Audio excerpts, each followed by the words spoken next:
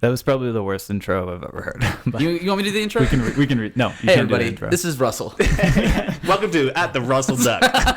It's just you change that in post. Say at the Russell Duck. Russell edition. Yeah, Okay. go ahead.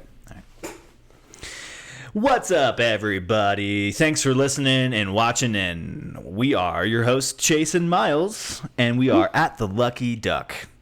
Myles, please tell the lovely people of the world who we have on today. All right, we're in for a special treat today.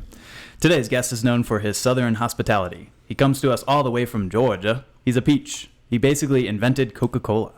He's a founding member of the Lucky Duck, an expert in economics where he specializes in subscription data analysis, probably. Lately, he's been working in Atlanta, where he's been an outlier in the field. His achievements span as far as chief data scientist for a major eye study. It's no wonder many of the top economic magazines have called him the best thing since the modern-day computer. His favorite tagline is, do better. This is Russell. Hey, thanks for having me, guys. Appreciate it. Yep. Yo. Yeah. That was quite the intro. Yep. We love it. We love all his intros. Yeah, they're great. He spends about 2 weeks writing it, perfecting it. Yeah. That's why we can only release podcasts every 2 weeks. Yeah, Because I 'cause- need 2 weeks to prep. Yeah. Gotcha. Yeah. Yeah. So we have some really grueling questions for you today. All right. Yeah. No. Let's fire it off. Yeah. So why are you the way that you are? Well, see, sometimes you drop babies, and I dropped a lot. Oh, you didn't get dropped. Wait, you dropped a Yeah, lot. I'm a bad person. Nice. What are we drinking today, boys? It's something on your tap, right? So, Yeah. We are drinking. Actually, oh wow! I just realized that the beer is the glass that I'm drinking it out of is where it's from. Oh, so that's awesome. It is a Dry Dock Apricot Blonde. Yeah, it's very delicious. tasty. Yeah. I'm also drinking a completely. Don't show the logo. Yeah. We'll have to blur it Oh, wait, out. why is this here? We're not sponsored by Tums. It's Squirt. Yeah, no, this is just generic lemon lime soda. Yeah. Cool. Tab. From Sam's Club. I mean Costco. Oh shit. Publix. We can't say any of the Yeah, corporations. also don't, Okay, I've turned it away from okay, cool. Yeah. Dasani. Oh. Are we not allowed to show like labels on the on YouTube? Are they gonna be like, I think hey, it's I think there's like you some talked weird about thing where it's dropping babies and we can't be associated with Yeah, it's probably to get you know. sued for all the money. Once you guys get above 25 views, I think that's when they'll be like, we got to worry about these Yeah. guys. We had 45 on our first one, Yeah. so we should probably watch that and make sure. Snap. Damn. So far we have 2 published. This is our official 9th episode, so welcome. If you're still listening and it's number 9, thanks. Yeah, Wow. thank you. We're surprised. We thought you guys dropped off at like number 4. The second podcast had about a fifth of the amount of viewers as the first, That's expected. but the third podcast, don't even get me started. Got to get on targeted advertising, bro. Got to Yeah, I start know. pushing this material. Yeah, Marketing. We pushed it, so we paid I'm for flipping the script on 6,000. you guys. I'm just like, so like, what is your like social media strategy? What's all these things? Just teach us how to do a podcast. So what's up? What's new with you? Nothing new. So you kind of covered it in a lot of the intro there. You know, I'm based out of Atlanta now, working in data analytics. Dater. Yeah, Dater. Yeah. Dater, I hardly know her. Whoa. Can we just restart? Do the intro again? Damn it. No, so it's been pretty fun out there. I've been there for the last 4 years now, same company. Yeah. Small little consulting firm called Mather Economics. We've focused mostly on subscription analytics. So if you have a subscription-based company, we help you figure out reacquisition, acquisition, churn. When people say churn, they just mean like people stopping their subscriptions. So we just help them do analytics on that, and we help them with pricing and whatnot. Yeah, so we have a lot of subscribers. Yeah, we have- and we do a lot 2. with subscriptions, Yes, like yeah. on YouTube and stuff. And so, Yeah. what would it cost for us to get your analysis on our subscribers and It's kill our it's churn COVID rate? right now, so we'll pay you to actually take our cool. business. So Has your business has Mathers I guess got hit by COVID, or are they still pretty much the same? In a consulting firm like that, I think especially when the majority of our clients are newspapers and news sites and news media, that becomes a super important good for the public. You know, you need news. You need constant news there. So they actually had an uptick in digital subscriptions quite a bit. There was some print drop off, but you could see it in the data, this humongous little spike that happened in different markets. You have the New York Times that had a really big jump. You've had, some the Tribune Company, even smaller local papers like the Naples Daily News even had like a small uptick. You guys do analytics for them? Yeah, we do. So we do analytics for pretty much every major newspaper in the United States. Times?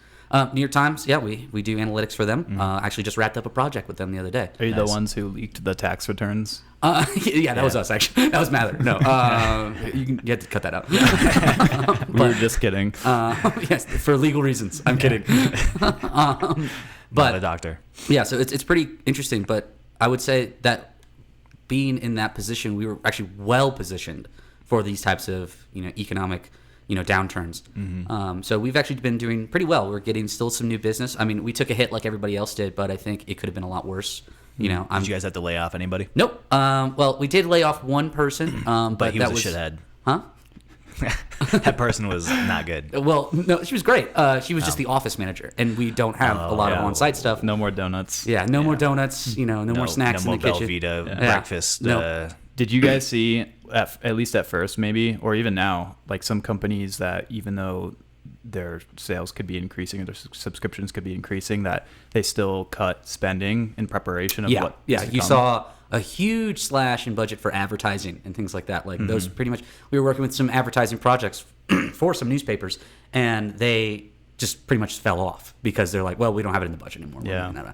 So you're definitely seeing a shift in dynamic. A lot of people at first were, even though they were well positioned, they were getting digital subscriptions. Those digital subscriptions usually have intro periods of like 6 months, and they're actually almost non-profitable if you think about the acquisition costs and things like that for a particular digital subscriber. So you might be paying 25 cents, maybe even less a week for a digital subscription for your first 6 months in some markets. Yeah, and then you don't resubscribe. And if you don't resubscribe and things like that. So there's a lot of risk there. So even though they had an uptick in volume of subscribers, advertising revenue went down.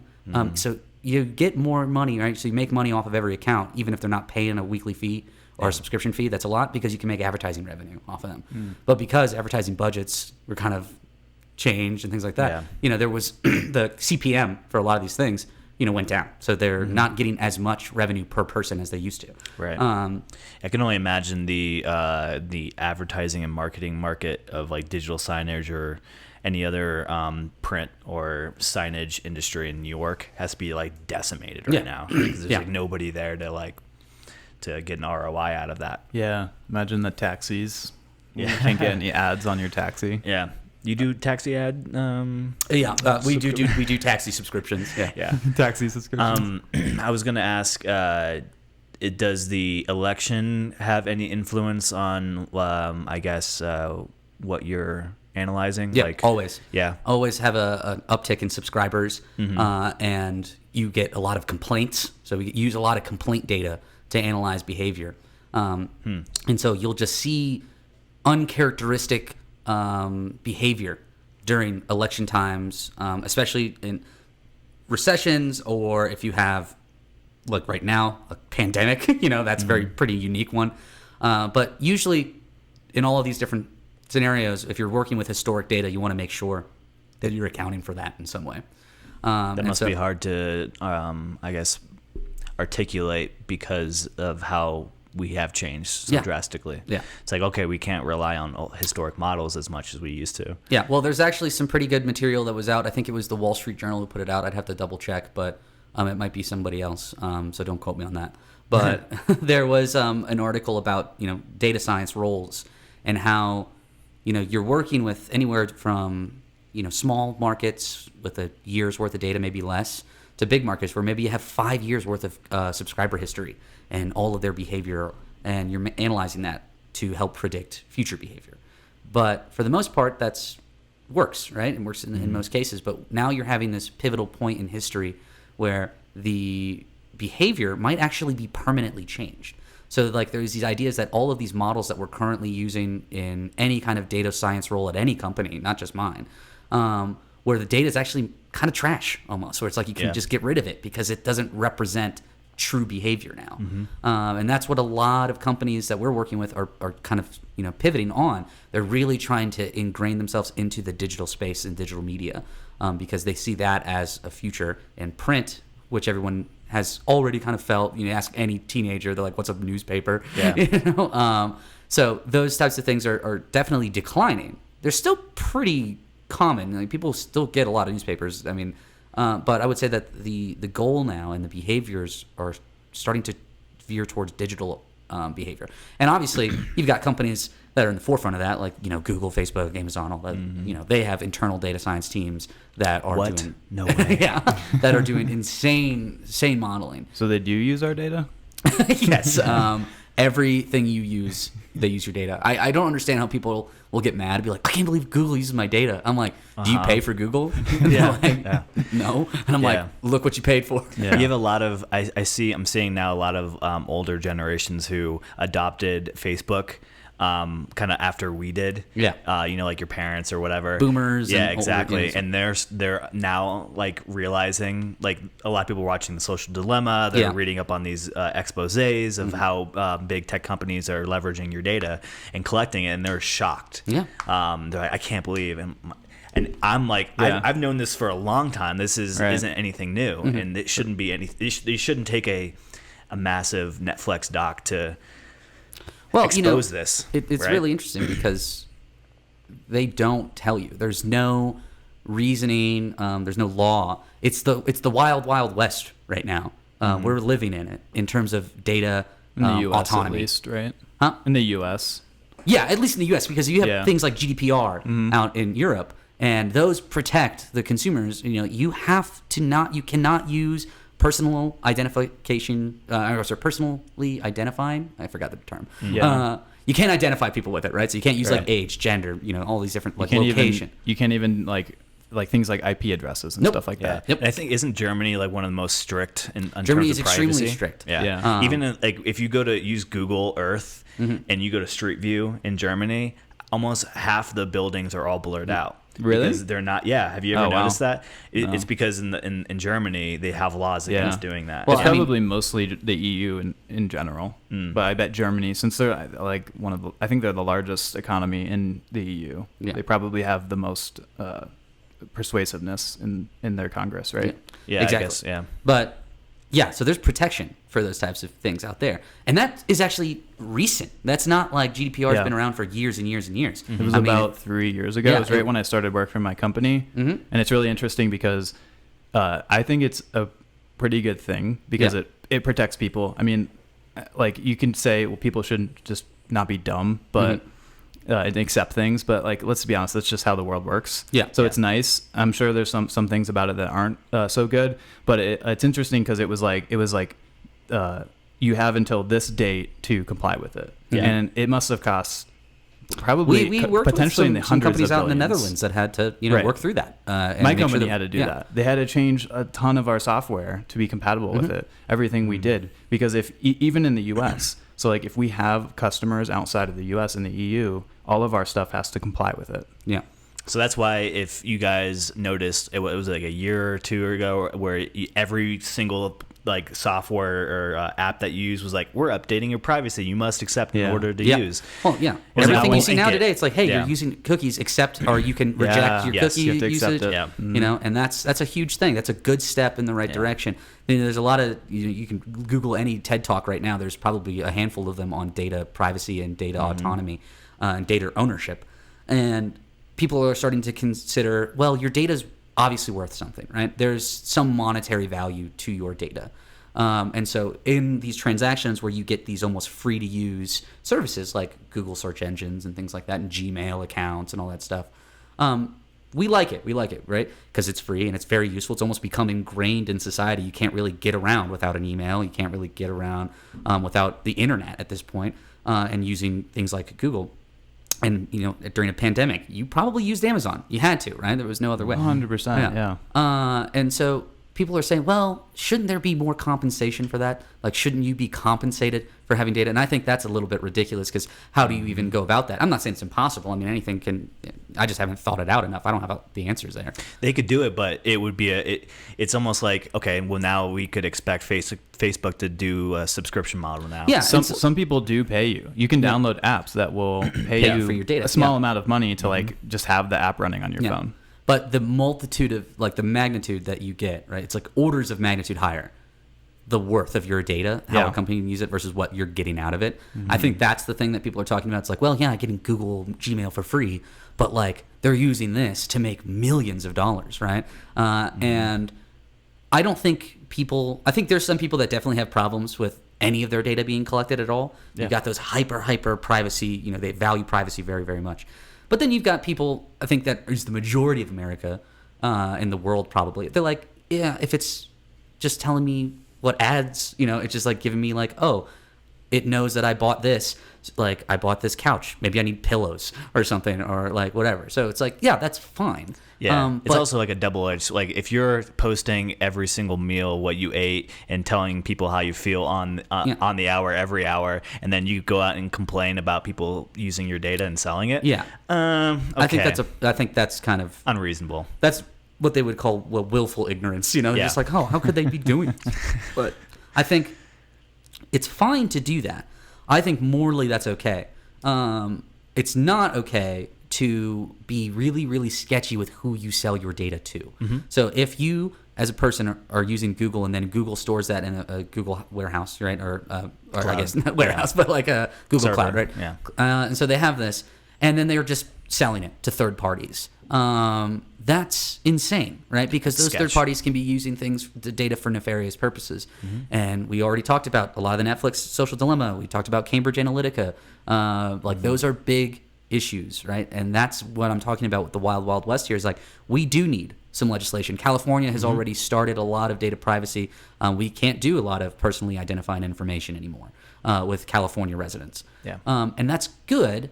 But I think that people may be overstepping a little bit much. I think if we were to require companies to be transparent about how they're using the data, and then, and not in those super, super complex user agreements. I'm talking that it has to be in, normal layman terms. Yeah, it has to be, layman's terms, and it has to be it should be consumed in maybe two page worths of scrolls, and be very transparent about who you're giving your data exactly. to. Yeah. And there has to be some legislation around who can you sell data to, right? If you are a data collection agency, there has to be certain standards. You can use the data, you can buy the data. I mean, you can take it, you can do targeted advertising. I think that's fine.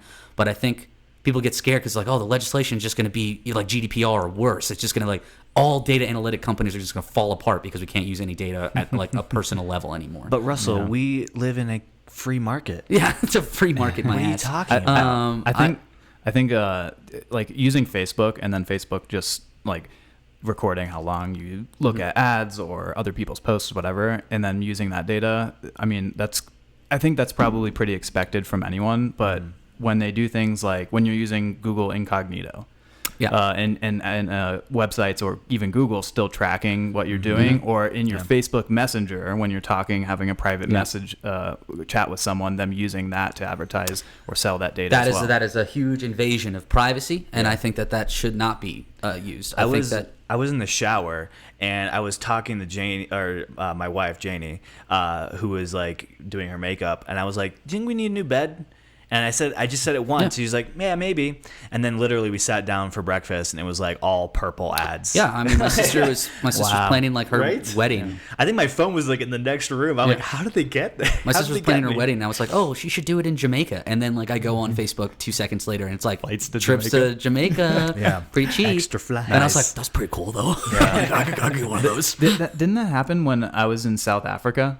And I was telling you, wasn't I telling you I was going to buy the purple bed then? Yeah. And then you started getting ads. I think I texted you. No, I think it was on a phone call, maybe. It may have been on a phone call, yeah. It's crazy. It might have been. Text. Yeah. It wasn't phone call, probably. But I was in South Africa. Bottom line is, I think data collection is fine, but there has to be some more rules and regulations around it, and ethics around it. I think there needs to be a discussion about ethics.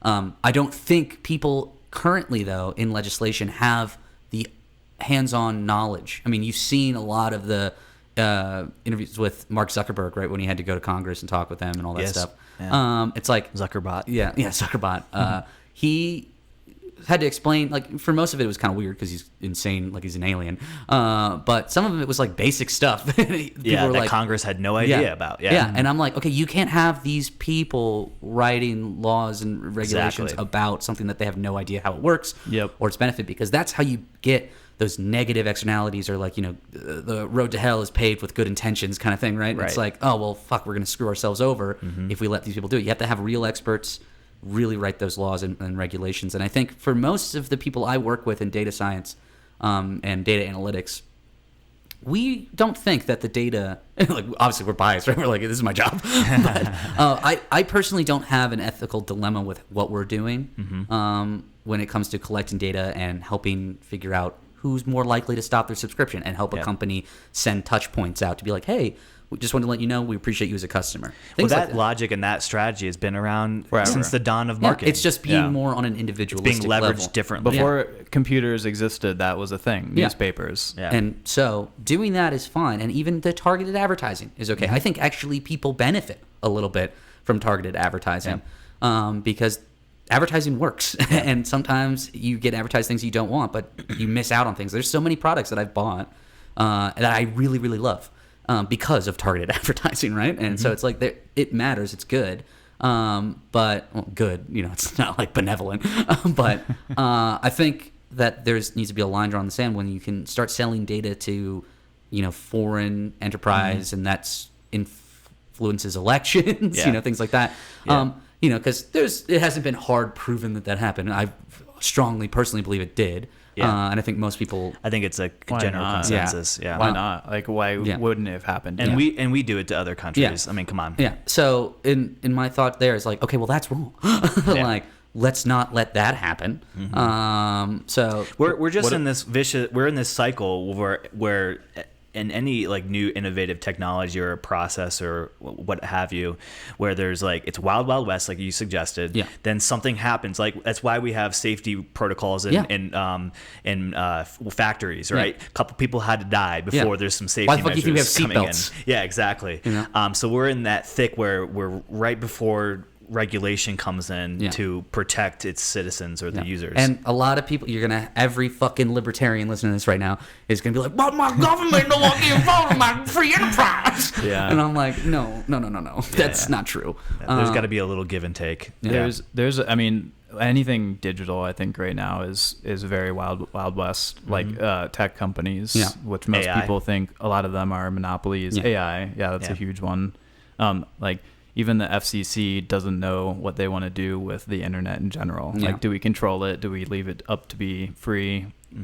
Well, it's crazy because you start off with things like Facebook, and Facebook was almost just like a parallel or substitute good for MySpace when we were really, really young, right? Yeah. And then we started using Facebook, and everyone's like, oh, it's just a fun little thing. And then it turned into something that's integral. Like, you can sign in with Facebook for other third parties. Like, if you want to go to, like, I don't know, you make a new PlayStation account or something. It's like, you can log in with Facebook. Yeah. It's like, how does this Japanese Sony company get influenced by this small little American? I'm so, well, it's not small anymore, is it? So, And please, people, stop signing in with Facebook. Yeah. Because once you do that, you're practically giving Facebook the okay to data mine whatever software you use to sign in with. Yeah. so it's they start building these convenient, though. behavioral profiles around not just your behavior on Facebook, but they start tracking you outside of Facebook, and then they can see what you buy in there and what you buy in there, and that just increases the leverage of your data for them, and they're able to sell that at higher rates because it's more detailed, and they can put all these machine learning models together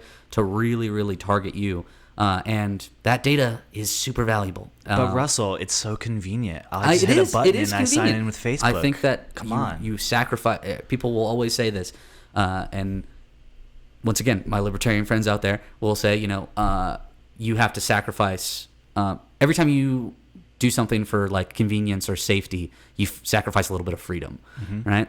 And that's true. That is not incorrect. It happens everywhere, right? When you get into a car, the convenience of going from A point to B point without having to walk, well, you sacrifice. You have to wear a seatbelt, right? You have to abide follow by the speed laws, laws. Yeah, it's a perfect example. And I think that a lot of the time people are, they have these really strong ideals on the market or, just like ethics in general. It's like all or nothing thinking. Absolutes. But, yeah.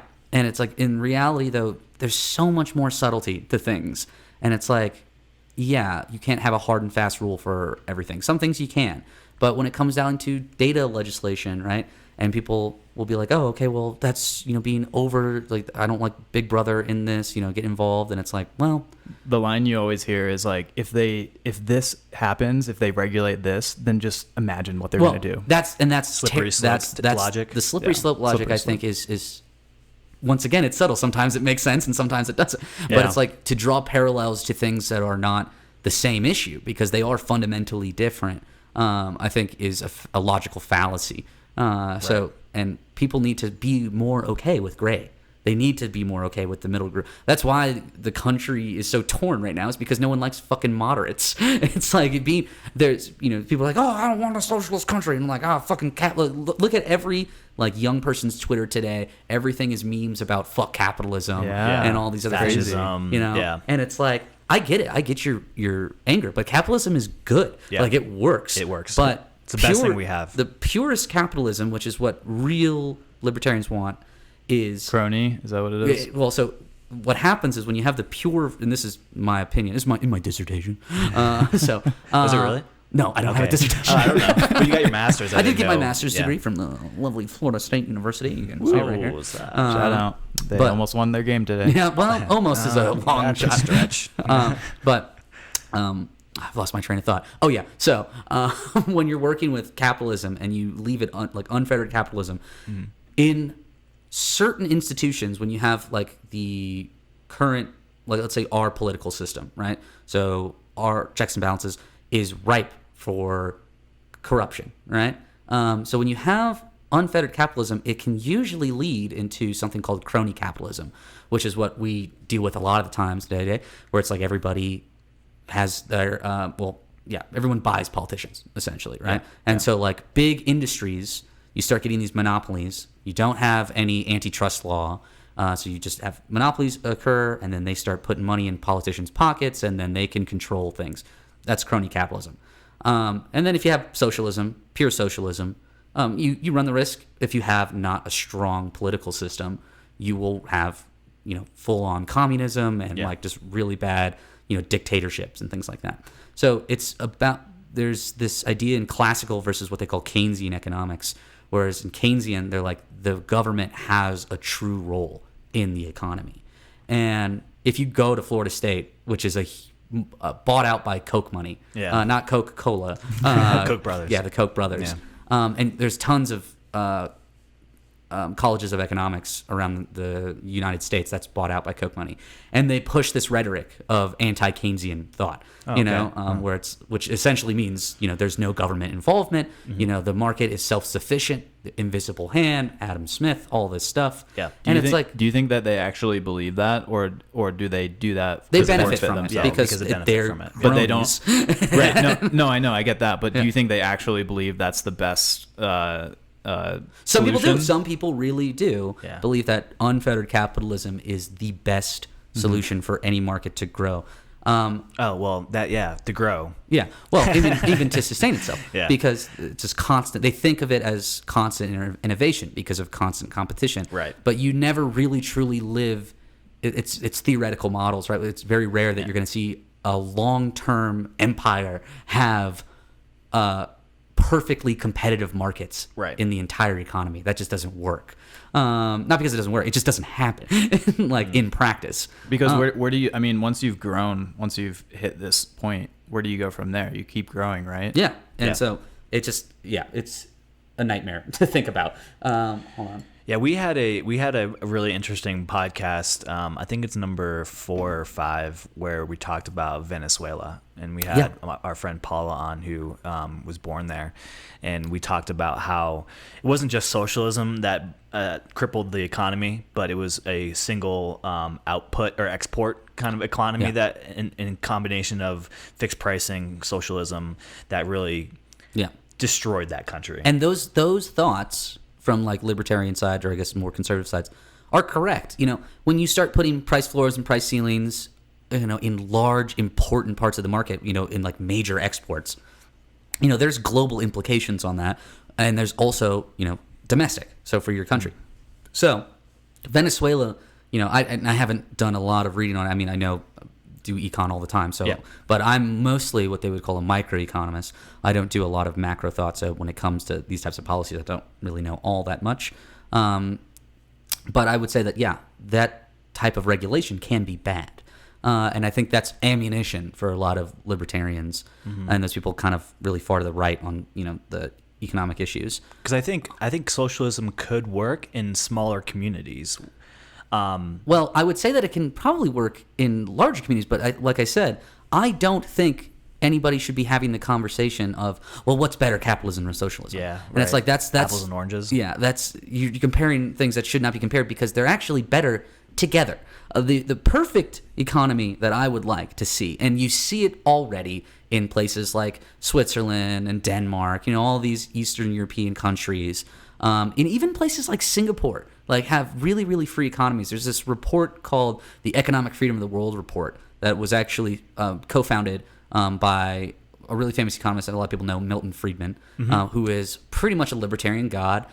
He was a monetarist, and he was like, free markets, everything sucks unless it's a free market. But he wanted to put together this report that ranked every country by their economic freedom, and their economic freedom was an index of certain, characteristics, like what is your access to money? So meaning that like you don't have hyperinflation or things like that.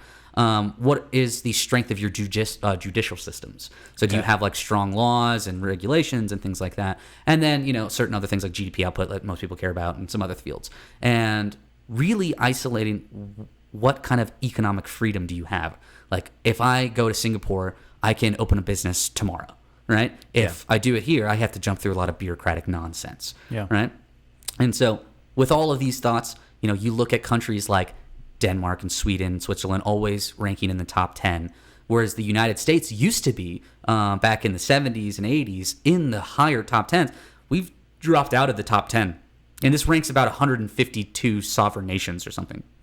And so we keep falling down and down because of extra regulation, and that's libertarian side of being like, see, government bad because we're losing economic freedom, and these countries are having much better success because they are more free economically. Yeah, but if you're looking at those countries, like especially Sweden and Singapore, it's extremely expensive to live there, and so it pushes out the lower class. And so when you have a country full of wealthy people, life's pretty good, right? Yeah, and that's definitely something you have to look at. Those are fields of interest that matter. But when you start looking at things per capita, when you look at output, apples to apples, like why are they producing these types of things, or why are we producing them?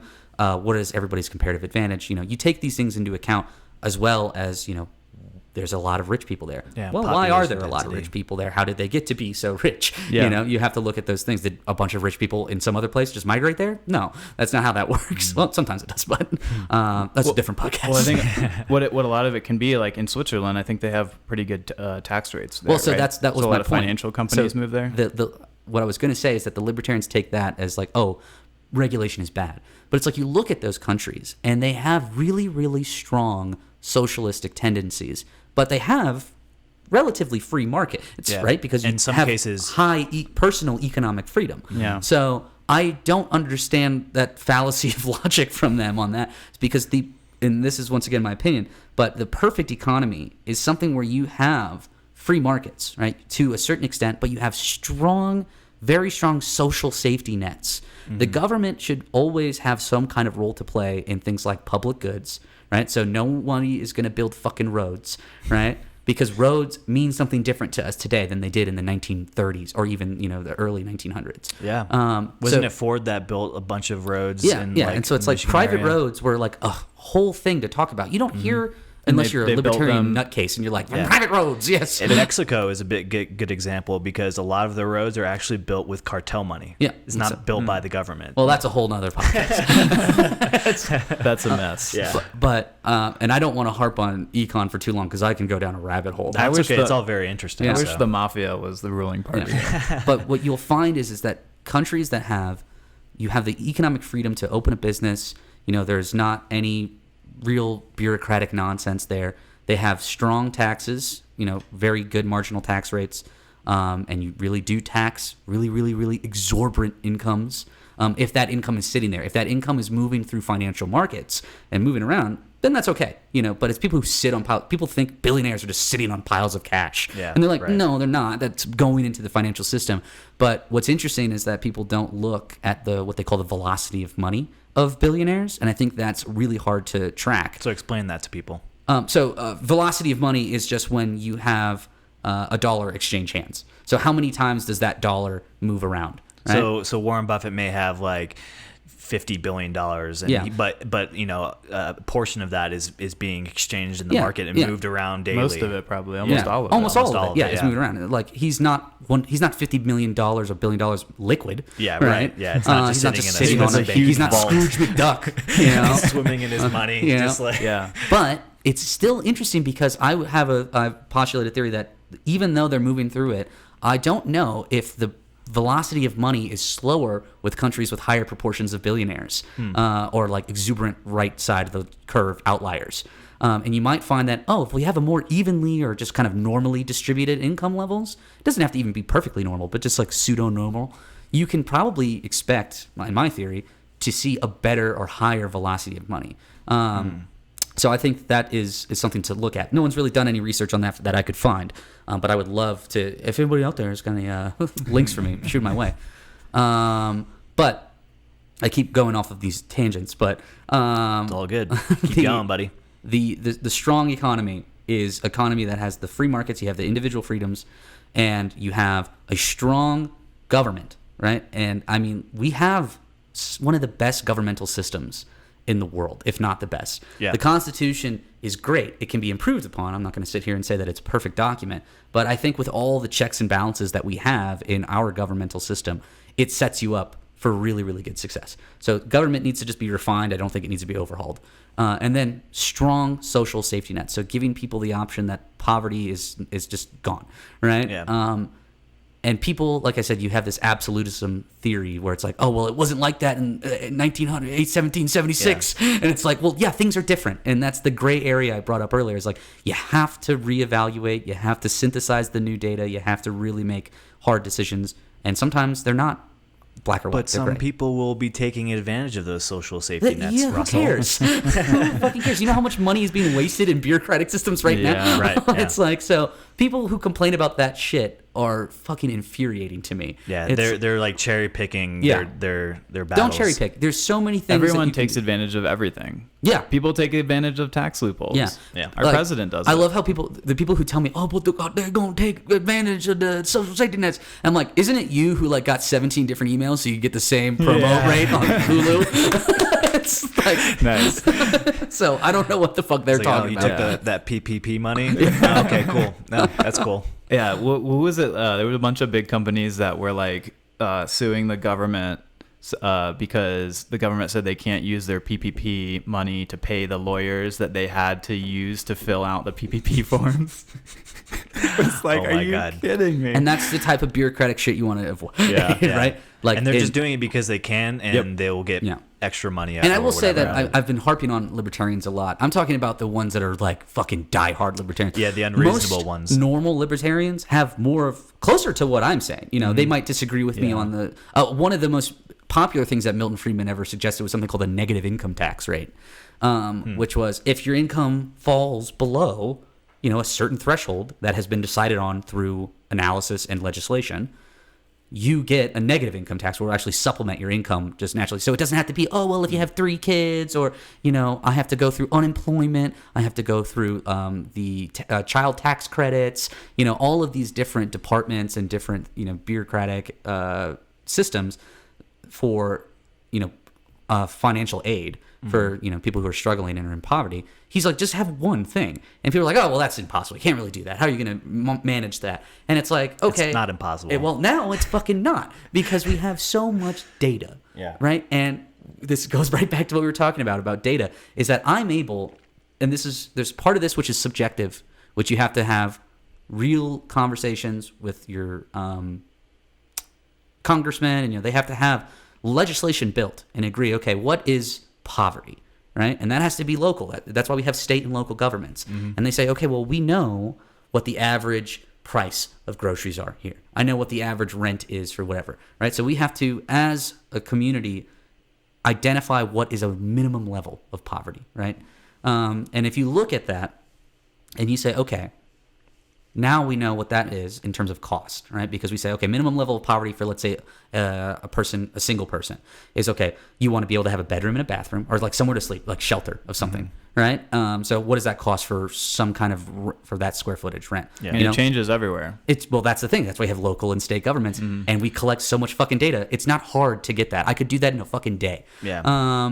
And so you get all this data and you analyze it, and then you say, okay, these are the thresholds, and through legislation, we agree, okay, this is that. This is the level. And then they know your fucking income. You have to pay income taxes. You have to file taxes every year. And so if you don't make that money, we would just supplement your income. This is very similar to what people say about universal basic income. Yeah. Universal basic income and negative income taxes can actually work together. I think that they might have more synergistic effects as opposed to being one or the other. But the idea is you're able to, the people are worried about, like, well, if I'm only getting $1,000, that's great for the guy in Wyoming, but for me in California, that doesn't mean shit. Yeah. And it's like, well, that's why you look at it, by state, and you adjust for inflation every 2 to 5 years or something. But wouldn't you run into the issue where you have then poor people from California moving to places where the safety nets are a little bit better for them? There's already better safety nets in other states. Why wouldn't they move? Or the other thing is that, like, companies can take advantage of this, because it's kind of like when you're a server, like they pay you less money. Yeah, no, I'm not saying that this wage. is a perfect idea. No, but I can subscribe to it. I mean, Right. I think we need to, I think Andrew Yang called it the freedom dividend. Yeah. Because he wanted to rebrand it because universal basic income has such a Sounds bad. negative. Anytime you say universal something. Yeah. People are like, oh, I'm Universal paying for other Studios. people. And it's Yeah, like, I think exactly. that's a lack of fucking empathy from a lot of people too. It's like, do you really need this? But there's a lot to unpack and a lot to talk about that I don't think we'll be able to talk in full We've about. got all day, my friend. Yeah, what about... I'm not going to rewrite the fucking Constitution here. Like, well, The Constitution we've already under Russell. rewritten it. How Yeah. many amendments? but I do think that there's definitely policy changes where you can... That we live in a data-driven age now, and be able to really run high-end analytics to figure out what the answers are, and then we just need to decide how we want to, implement them. What I strategies? think the first step is to get get people into our government that understand and can That's the leverage problem. these Yeah, things. you have to vote Mitch people- McConnell's and the forever congressmen that can never get you need elected to out. actually get Yeah. economists and people who have computer Data science, scientists. data scientists. You need to have these people who have experience in those fields, as well as policy foreign. I mean, I think we get a lot of good foreign policy people most of the time. I mean, not this, cabinet, but for the most part, if you get a poli-sci degree, maybe you do foreign policy yourself or foreign economics, and you go work for the government. Good. But for the people who actually do real legislation, it's very rare that you see them with high-end master's degrees or PhDs level of thinking. And people, I feel like there's this anti-intellectualism movement going on, where do it's you like mean? people will be like, you can look on Facebook, you can look on fucking, not YouTube. YouTube comments have gotten better over the years, but you'll definitely see people be like, I don't care what some PhD says, some Yeah. college learned Dork. boy. Fucking geeks. Yeah. Yeah, right. And it's Yeah. just like, you don't like know it's uncool to be smart. Yeah. And I'm just like, trust these people. That had They're a lot. experts. That was you see that a lot in like high school, middle school. Yeah. Like, oh, you're an overachiever. Oh, Yeah. it's Nerd. not cool to do that. But talk to that kid 10 years later, and he's making six figures, and you're But still also, working people at are McDonald's. just straight up not trusting experts Right. anymore. They're like, you be a PhD in like fucking infectious disease, and they're like, COVID's not real. It's just like, it's really weird too, because it's like they want something to go against. It doesn't matter what it is. People just need something a to PhD fight. used to Yeah. mean something, is what I'm saying, and people Yeah. like treat it as like it's fucking nothing now. And it's like, I will say, I've met some PhDs that are dumb as shit. Like, can you get a PhD and still be an idiot? Hell yeah. But you are not an idiot in that one. Yeah, I mean, getting a what you're talking PhD about. isn't. You can't just can't just walk in and get a PhD. No, you cannot. Yeah, But not for at the dummies. same time, you just get a PhD one time and then you never keep up with it. Mm-hmm. You're going to be just as ignorant as everybody else. It has to be active roles. So when you get your PhD or when you get your high-end graduate degree, you have to keep learning. You never stop learning. You never stop studying. Yeah. And you have to keep the material up. That's why there's good doctors and bad doctors, because good doctors are keeping up with new practices and new medication. Bad doctors are just using old, here, put some leeches on you. That'll work. Yeah. So, Bad doctors are getting sued. yeah. So I need another beer. Yeah. All right, Because I think I'm I'll at pour that 'em. point now where I'm like, I'm going to fix the country. You're on a roll, baby. Let's go. Let's go. Yeah, we're gonna re-up on the beers here. Do you play in the stock market at all? No, I try to avoid gambling unless it's on a roulette wheel. Thank you. Yeah, I couldn't have said it better The myself. stock market is great if you want to do long-term things. Yeah. If you want to, just diversify your portfolio, put some stocks in, leave Yeah. that in there for 25 years, you'll be fine. Yeah, it generally and historically appreciates in value. Yeah. Right. Active market, or I guess active portfolio management is very rare to beat Yeah. the market. You're better off just using index and ETFs, and then you're done. Yeah, you see that like day traders and stuff. Like you can make money, but a lot of it is really It's risky, risky. and it's unpredictable in many like from day to day. Anybody who very tells you they know what's unpredictable. going to happen in the stock market is fucking lying. to you. is or it has insider trading. Yeah, and that's legal. Yeah, So- and that's illegal. Yeah. Not if you're in government. Not if you're in government. Yeah, I don't Yeah, ever that's true. hear libertarians caring about that. They're like, whoa, Yeah. insider trading laws, it's government. When it getting comes involved. It's to personal gain and wealth, a lot of people will sway the other way. I know a couple people that will vote just based on reduced taxes. Mm-hmm. Well, I don't want to pay more in taxes, so I'm going to vote Republican, or I'm going to. And I think do that's that. a fundamental misunderstanding of where your taxes are going. Yeah. And that's a problem. Is the government right now is very wasteful, and libertarians are right on that, is that we Mm-hmm. need to be more transparent with the American people about where their money's going. Yeah. And once again, it's not really that hard with data, is it? Like people can, if you have a good data warehouse and data structure, you can track any and everything perfectly. And if you had the ability to say, oh, okay, well, the government spent this much in the budget this year on, social safety nets or something. You can even do broad categories. You don't have to necessarily use that. I think that that's better to do. And then people will have, for lack of a better term, I think most people are actually empathetic. And I think that if they can see, oh, okay, well, my money's actually going to help people, right? Yeah, some people will say, "Oh, well, if I know I can fix the homeless problem, I am okay paying more in taxes." Yeah. And a lot of people, a lot of economics or people will be like, "Well, if you really want to help, give to charities. Don't give Yeah. it to your government because your government's gonna waste your money, your Exactly. taxpayers' money." Right. And so, I think that it's like an all-time low in terms of trust of the government, right? Like people don't trust the government, and it's been historically that they've never had. Then it's like, how do you facilitate any kind of trust with your citizens, right? Probably a president that unifies its people. Maybe. No, that can't might be help. it. No, that can't no, be it. okay. No, Yeah. sorry. Walls. That's stupid. it. Walls. I'm stupid. How do you keep them together? Just keep them real tight, real tight. Real tight. Yeah, I dabble in the stock market a little bit, but not recently.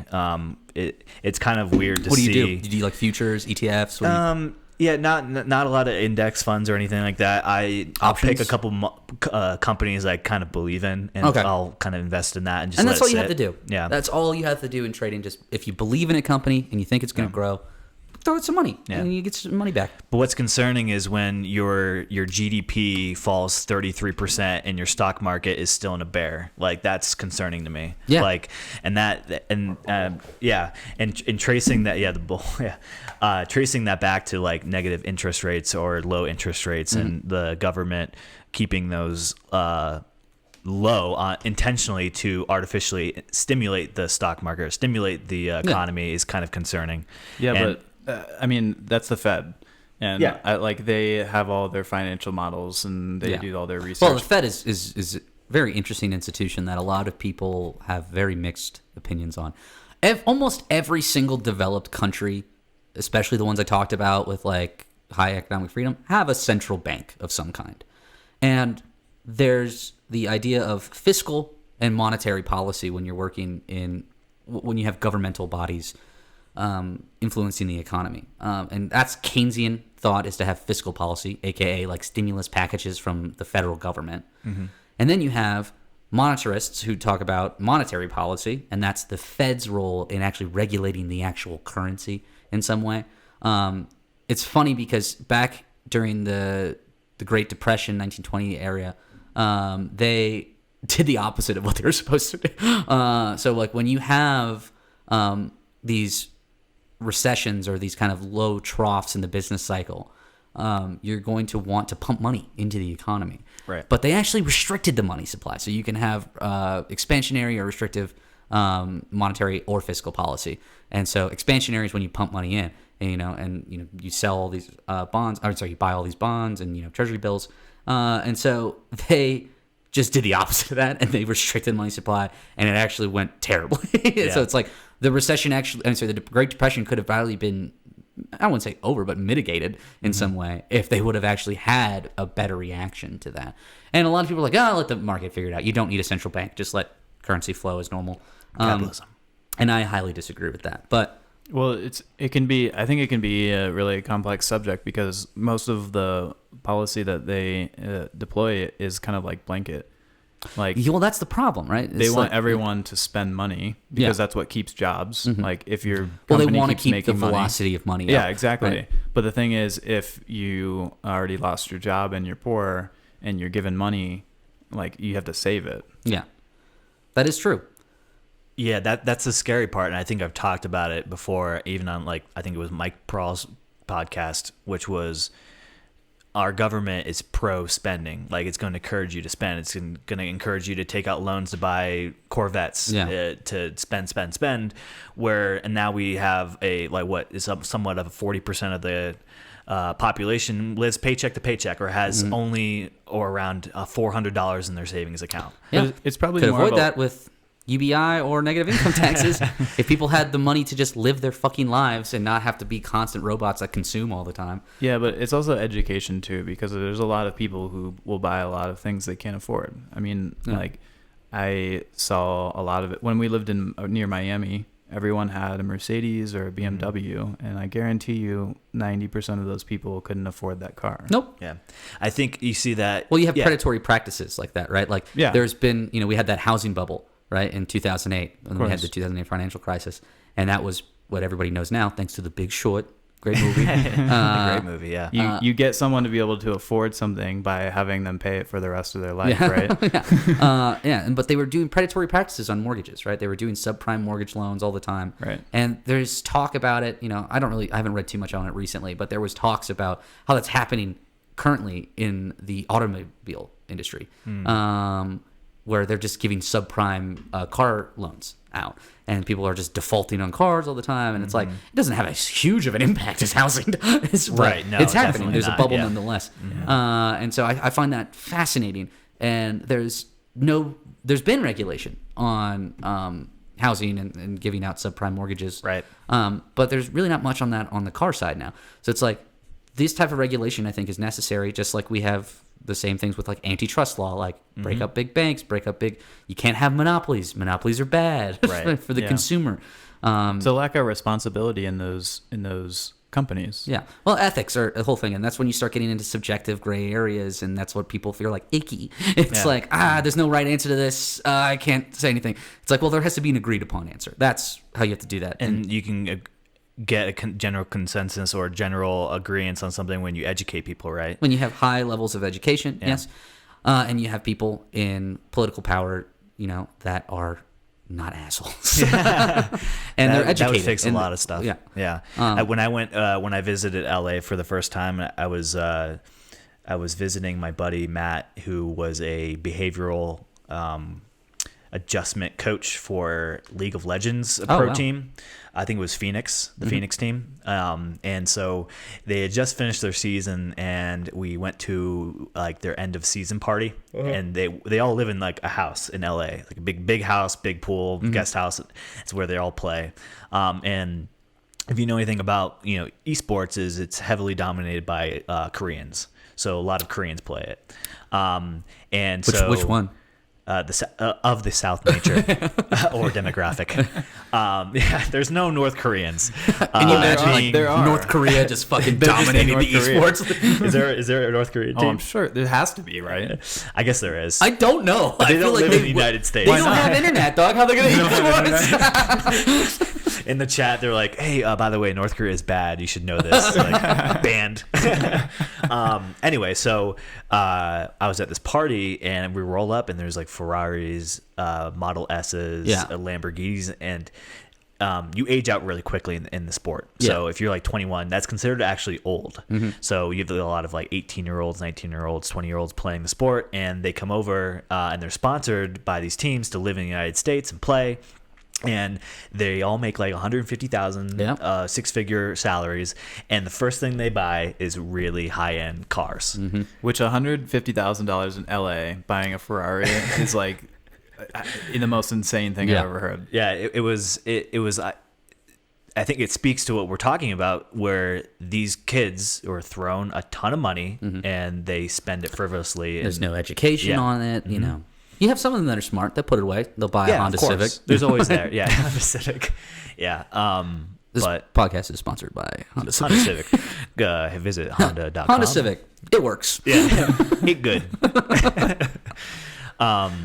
Anyway, so I thought that was interesting, and just a kind of a point to be proven that education can help us make better financial decisions. Yeah, most likely. But I mean, there's always still like people have urges. You want to spend money. Oh, hell yeah. We talking about urges? Oh, we're going to pivot this podcast turn the into lights urges off. now. Oh, at the Lucky Duck After Dark. You can turn the light down. Yes.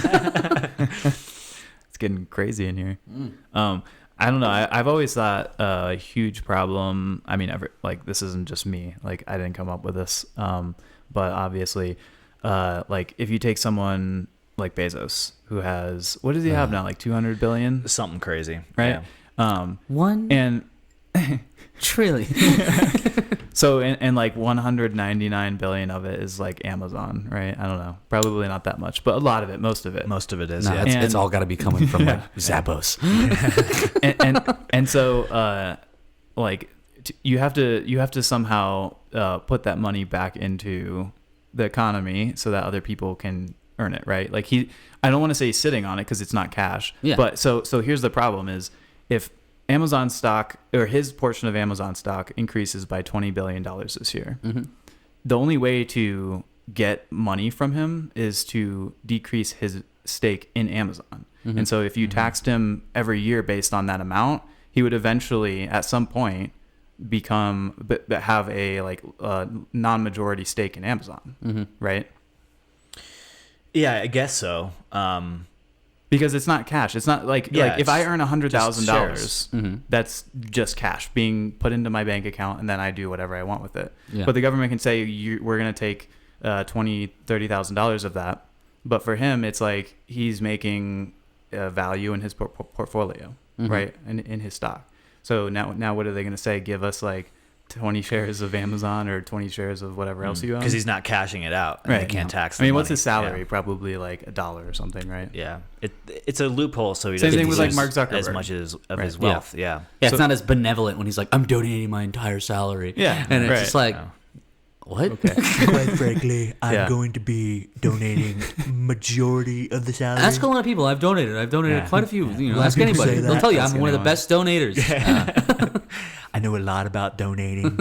Quite frankly, I'm No, super you not know a lot about racist. donuts, you fat piece of shit. Yeah. Anyway, so how do you fix that kind of problem? Fuck if I know, dude. Right? Like, once again, I'll reiterate that it comes down to, you know, a lot of these macro thoughts, right? Because when you have these types of implications, because usually if you do that on an individualistic level, you're not going to have a huge issue. But when you have somebody who has so much of the fucking, like, when you actually have like a percentage point or more of the GDP, Yeah. that's a weird issue. Right. Yeah. Right. Like, can you imagine if you're like, I'm 1% of the GDP? It's like, Yeah. what? But Yeah, the capitalism has worked really well for you. yeah, you won Really, capitalism. You won. You won. Yeah. Yeah, but I think that I really don't have an answer to that because there's so many different levers that move when you do that. When you say, oh, well, we're going to restrict that and we're going to put legislation on that. Oh, well, then that, changes somebody's behavior over here because they're like, ooh, well, I can't do this. So, well, the real innovation in capitalism is how you can avoid tax. It's like that's what people are just coming up with all the time. Yeah. So the more money you make, the more successful you are, right? Yeah, math. So. Yeah, that's a tough one. I don't know if we have the answer. Maybe Bernie Sanders has the answer. Yeah, it's take half of it every year. No, I mean, to me, that seems like I think we have two major problems in the U.S. One of them is education in general, not just about spending and taxes and all that, but like believing what you see on Facebook. Yeah. Actually, trust the things that you have a history with. Like I trust you guys because I've been well, I don't really trust Russell that much, but yeah, I don't trust myself.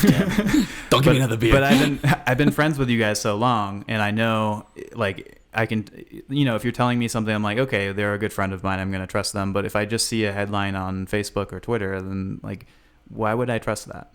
It makes no sense. I think that's such a huge issue right now because of social media and just everybody being so connected all the time, is that false information can spread so easily, and it's unfair because it vindicates the people who are spouting fake news all the time. Mm-hmm. Like, oh, that's fake news, that's fake news, that's fake news. It's like, well, it could be because it happens. It's you're not wrong. Or a lot of fake news.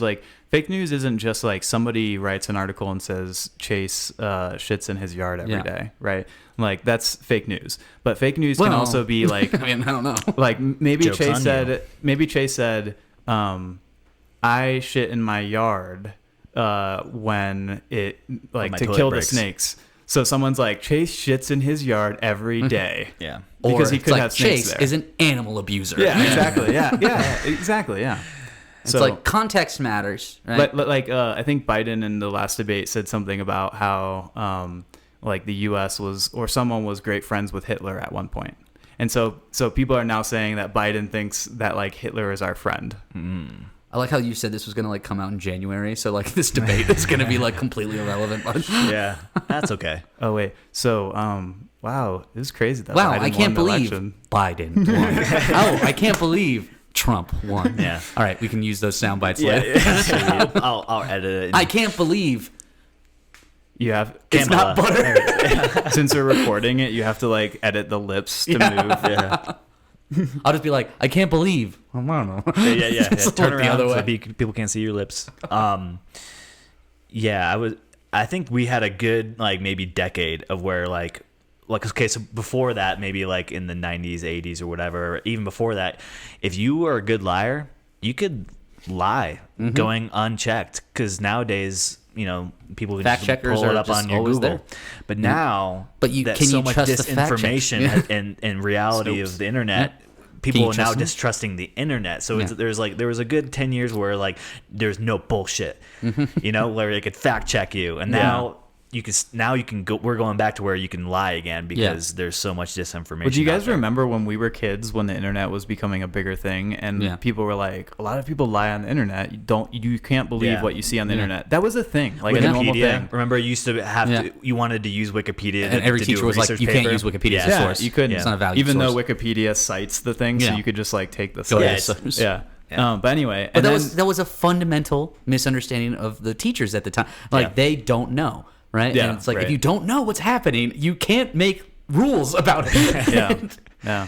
And then 10 years later or 15 years later, however long it was this new revolution of there's fake news on the internet. Are you kidding me? What I see on Facebook is fake sometimes? Clickbait? Oh my God. Yeah. I don't have an answer to that. I think wasn't asking. No, I know. Thank you for your time. Please leave. Reinstilling trust in your news sources is hard. It's what else can you do besides prove it's true? But how can you prove it's true unless you straight up fly the person out there and put it right in front of their fucking face? Yeah. Because anything can be a lie. Anything. You can literally. It's what sucks is that they're called these non-falsifiable arguments, right? It's the Bible. It's you'd be like, you can't tell me it didn't happen. Yeah. It's that's exactly what I was going to say. Imagine 100, 200, 1,000 years from now when they find things from our time, they're going to be like, what? Obama was gay. There's like 20 sources You can't of it tell on the me internet. it did it. Yeah, it's gonna be weird. And then it'll be like, Trump fucked a porn star? Yeah, we like, used to well, have to. that actually happened. When you back in the day, before the internet, when you wanted to do a research paper, you had to pull out a dictionary and an encyclopedia, and those were Boring times. our documents of facts. Like, Yeah, but like, how do we know the guy who wrote that like wasn't just like Exactly. he was tripping a on? slave owner and he patronized women. Actually, so, whoever did create the first dictionary Yeah. probably was a slave owner, yeah, right? Yeah, Just kidding. probably. Did they have slaves in the UK? They still do now. They still do. I don't know if we can bring that up. A bunch of white not? people. Well, I guess you're not really white.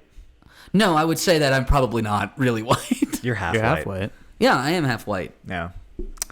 That's how you've made it so far this entire time. That's why Just I talk enough- real good, like just enough because I'm privilege. white. Did who colonized Trinidad? Tobago. Tobago? No. It's Trinidad and Tobago. Those are the two different islands. Yeah, so Trinidad and Tobago, one nation, two islands. Oh, You've yeah. got the main island, Trinidad, and then Tobago's like this little tiny small island right off the coast. It's the same you could government. ferry there. And then the whole country is really just right off the coast of Venezuela. So you can, and it's funny that you brought up Venezuela because there was this huge issue of Venezuelan refugees going to Trinidad, and Trinidad's like, we don't fucking have anything. It's like, Why we you can't- come in here? Yeah, it's like, we can't do this You guys for have you. carnival. Yeah, So that's yeah, fun. exactly. That's always a fun time. But the British obviously Yeah, colonized. it was British. Yeah, sugarcane and oil. Trinidad had the opportunity back in the 80s to be one of the biggest like oil distributors, I guess. Like they had really, really good oil mines. I don't know, oil wells. I don't know. Wells, yeah. Yeah, but It's like Venezuela. yeah, exactly. But like they're just ripe with corruption in that government, and you have this Now, you mean? like currently fucking it's- forever. Well, yeah, I know, forever, but they had slaves. So funny enough, it's not just slaves. So you had the British colonies, right? So the colonizers would go over there. They would get African slaves, and then they would get Indian indentured servants. And the indentured servants, they would get some indentured servants from Africa too, but it was mostly just slave trade. And they would go have them pick sugarcane over there, and all that stuff. And what they would do is, once you'd done your enough work, the Indian people would either take land, because they were offered payment for like shipment over there. Sorry, shipment, that was terrible. But the possibility to own land in Trinidad after they've done their work, or they can just get passage back to India. When you went own land, like they had the option to be given a piece of land, or Yeah, they had like a to very buy it? small parcel of Yeah, land. okay, where they could build a house or something. Yeah, or whatever the fuck they want. Yeah. And a lot of people would take, I want to go back to see my family, and they go back and they're like, oh, well, you've been gone fucking 5 years, 10 years. We moved on. We don't know who the fuck you are. And so like they would just go back and they would just start their lives in Trinidad. So that's why the majority of Trinidad is, well, I guess Trinidad is primarily made up of African and Indian descent people. You have African and Indian races. You have a very, very small, like Somalian. I'm sorry. Oh no, I said Somalian. What am I thinking of? That is African. No, it wasn't, because that is right. But Sweden. there's another Swedish small, people. I'm Germanic? blanking on the name for some reason. Thailand. We had a huge issue. Guatemalan? There was a huge refugee issue with them. Oh, Syrian? Syrian, yes. Actually, there's Okay. a very small Syrian population. Wow, interesting. Because they immigrated there recently. Yeah, or- yeah, and so and they're actually one of the richer demographics there. They actually make up a good portion of the wealth for being such a small demographic there. Yeah. But enough of that. But the Trinidad is pretty much split into political parties of like Indians and blacks. That's primarily how it's split up. And so like the current prime minister is in that he's more supportive of the black population. And I think the previous prime minister, she was Indian. And so like they go back and forth in that. It's very similar to how you'll see political divides in India, like with the Muslims and the Hindus, right? You have a Hindu party, like the Hindu nationalists, right? Is a thing Yeah. with the Modi, whatever his name is. Or the other thing, what do they call that? Caste system? Yeah, the caste system, but Yeah, that's like different caste. that's more of a class system, not So necessarily. not really in the government? Yeah, I wouldn't. I mean, I wouldn't really call it that, and I can't speak on Indian politics much more. If you want to go check out fucking Hassan Minhaj on the whatever Yeah. it's called, Or Patriot. IndiaGovernment.com. yeah, the Patriot. Act, Patriot Act. That's what it's called. Netflix. Yep, it's a great show. Unfortunately, they canceled it. But is there a lot of racism that happens in Trinidad? yeah, I would say that it's it's a small island. You got to get along. So there's people. I don't know. They have that island mentality of just like chilling out, relaxing, all cool, shooting some b-ball outside the school. But they have these terms for like when you mix with like black people. I forgot what it was. I'd have to look it up. Can you pull that up, Jamie? Mixed. Yeah, when you have Trinidadian people mixed with black people, it'll come up. Oh, it's like a word. It's like some derogatory term they use. Okay. To a muggle. Yeah, it's like a muggle. Yeah, Yeah. it's for fucking ease of use. Let's say it's a fucking muggle. And so they'll be like, oh, if you're mixed with black and you were Indian before, it's like, oh, you're this. And it's like, well, that's not a nice thing to say. Yeah, they did that in Africa. That was part of the apartheid. Yeah. It was like if you were black, if you were colored, if you were Indian, and I think it was like Chinese or Asian, you were treated differently based on those different. And that's exactly what they're doing there. And so like I think that has become less of an issue. I'll say that it's not as thing anymore. Dougla? Huh? Dougla? Yeah, that's exactly right. Yeah, that's Is it exactly Dougla or what Dougla? I don't know. Fuck that. Yeah. Fuck fine. Yeah, because I've heard, and I'd obviously never been, so I can't tell you, but like in India, I've heard they're pretty racist against black people over there. Yeah, Hassan Minhaj actually has a really good thing on that on the really? Patriot Act. When we had the George Floyd incident happen. Oh, okay. So he actually did an immediate special kind of short episode where he just kind of called out, the Asian population for being so fucking rude to, I've heard that you're too. brown, you're fucking, you think they're on your side, all this stuff, and you're treating all these black people like shit, and it's like So what's that? I'm not familiar with this. Oh no, it's just like Indian people, and not just Indian people, like Eastern Asian and stuff like that. They have this idea that it's dirty to be black or something. Yeah, or it's like they're like super racist. They Racist. really, Yeah, racism. there's a famous, like I think it's a Thai commercial. So from Thailand, they had, I don't know, I think it was like laundry pods or something, and they just like, this girl puts a black guy in a washing machine, and he comes out as like a beautiful like K-pop star or something. Oh my God. And it's like really, shit. really white skin. Oh, Yeah. actually, so yeah, that is a thing in Thailand. So if you Yeah. go into like a 7-Eleven or any other kind of convenience store, Yeah. there's creams that you buy. Yeah, And lightening it's like, cream. Yeah, They want skin lightening cream. they believe that that's what beauty is, to have the light having skin. really, really light skin. Oh, shit. Yeah, and so like they see that and they're like, "Oh, you're ugly," because you have that. And it's like that's so fucked up, man. Like it's Yeah. ridiculous. I would say that that's not as big of a deal in Trinidad. It is. Don't get me wrong. There's racism everywhere.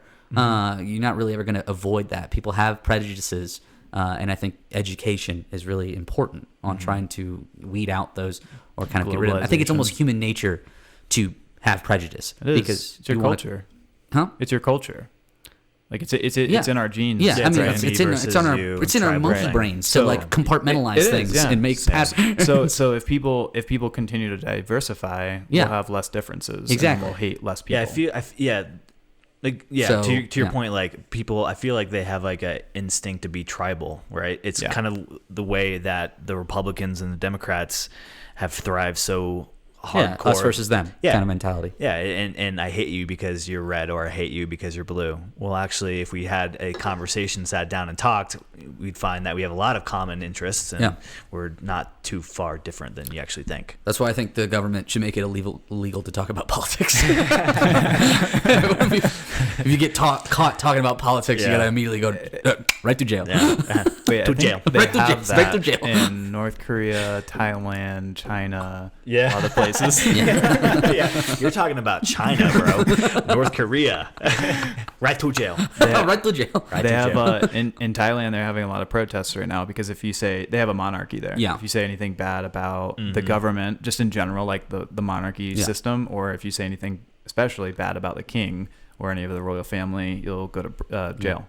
And I think that Right to jail. Right to right to jail. jail. I think that a lot of people in the United States, like especially younger generations, like fucking hate the United States. Like they're just like very self-loathing in the country.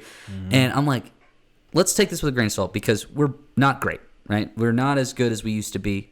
We're falling behind on things like education. Yeah. We're not as ethical as we used to be, primarily because of this cabinet, but that's my opinion. But the idea of like America being like a terrible country, I think is stupid. Like Totally agree. Yeah, it's all the silver spoon. Yeah. Type Because who have kids. never Yeah. experienced a fucking hardship in their life. And Right. people are becoming woke, and they're like, "Oh, we had slaves. Christopher Yeah. Columbus was a bad person. Yeah, now this it's- and that." now And it's like it's- that's throughout all of history. Like Hitler was a person. There Yeah. was the Holocaust. There was Yeah. World War I. Like people killed each other all Yeah. the time. There were slaves long time ago. History is just bad. All countries have bad history. You can appreciate America, right? And you can realize that, hey, there's issues and we need to work on them, right? I think that's fine. That's healthy. Blind patriotism is fucking stupid to me. Yeah. You should never just be like, America, because Yeah, America. It's like, no. America is where I Yeah. live We're the and I want to make best. it better. Yeah. I want my home country to be better than it is, always, no matter what. But you should always do that with perspective and say, where are we? Yeah. Right? And say, Where okay, have we come from? where do we come from? Look at other places. And we should try and help them too. Yeah. But not, For like the general public, and we're generalizing here, but being humble often comes after you overcome adversity, right? And No. a lot of kids and young people, I don't think have faced the amount of adversity that our older generations have in the past, and so I think that there lies the problem of lack of perspective. Well, and I think kids, and I'm not one of those people who are like, fucking kids these days, they're goddamn lazy as Get shit. off my lawn. Yeah. But We're a part of that generation that hasn't faced a lot of adversity. No, I mean, no, we we went have through not. 9/11, and that was a big deal. Excuse me, I went through the COVID crisis of 2020. Yeah, we are going through a I massive missed my prom. of adversity, but I think, and this is kind of a little bit different, but I was doing some research on Judaism and stuff, just not because I want to be Jewish, but it's very fascinating. There's a lot of things that you can learn from religion, but their explanation, and this is more Hasidic Judaism, and again, I may be speaking out of my ass, but they explain why there's bad things that happen to us. Like, why do people die? Why does COVID come? And their explanation That was is in the book. yeah, in the Book of Kabbalah. Corinthians. Yeah, they explain it like there is no darkness, right? There's only a lack of light. So bad things happen to us so we can appreciate the good things in life. Yeah. And I think that kind of relates to what we're talking about, right? Confucius Yeah. also I mean, said it's like the man who's experienced the deepest sorrow is the one who can experience the greatest of joys. Exactly. It's like, it's all relative, right? You can't really say, and that's a huge philosophical thing to talk Yeah, about too. almost every religion I come to learn, not just Judaism, kind of talks in that way. Yeah. Right. It's their explanation of why do babies die, right? Yeah.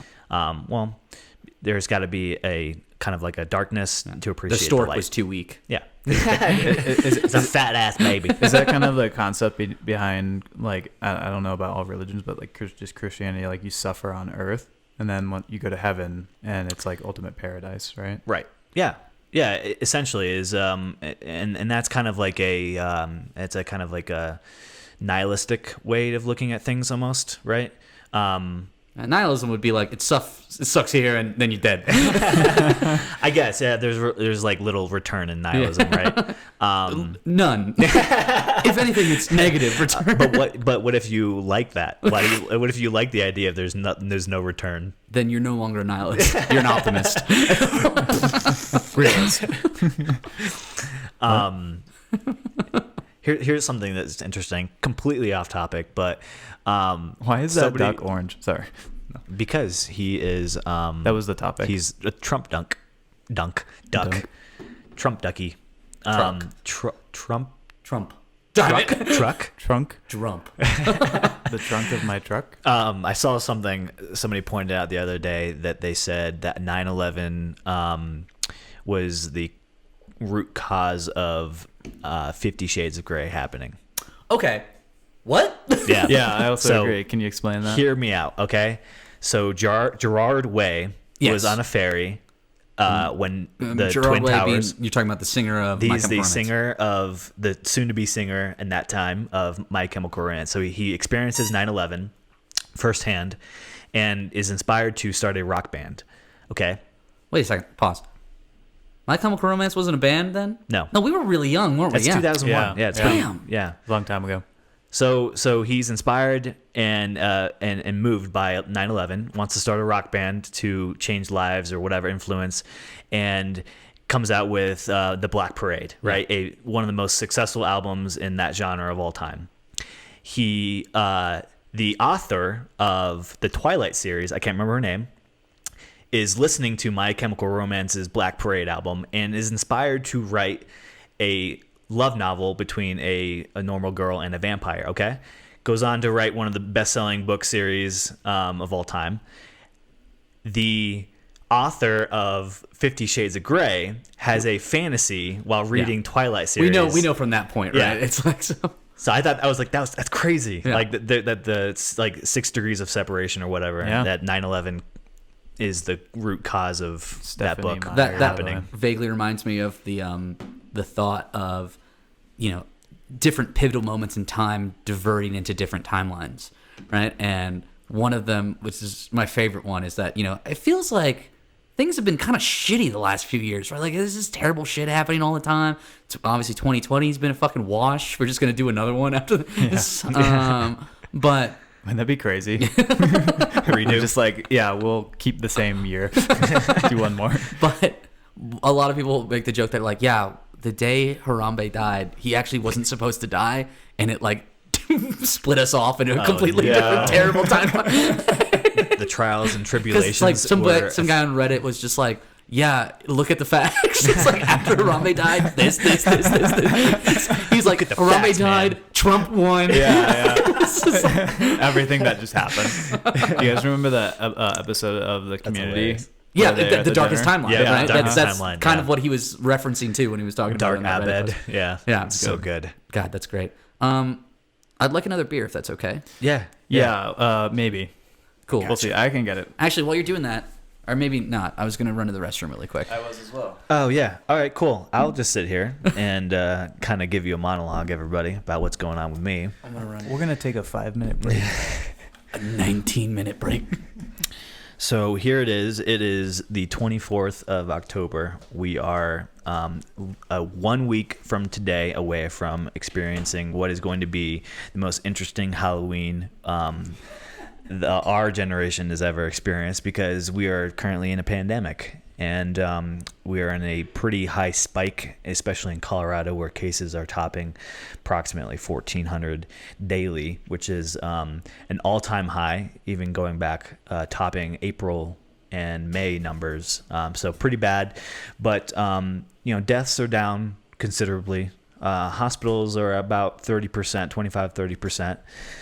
So I was having a conversation. This is great that I'm just here talking to myself, but I'm going to act like I'm talking to you, but you can't really.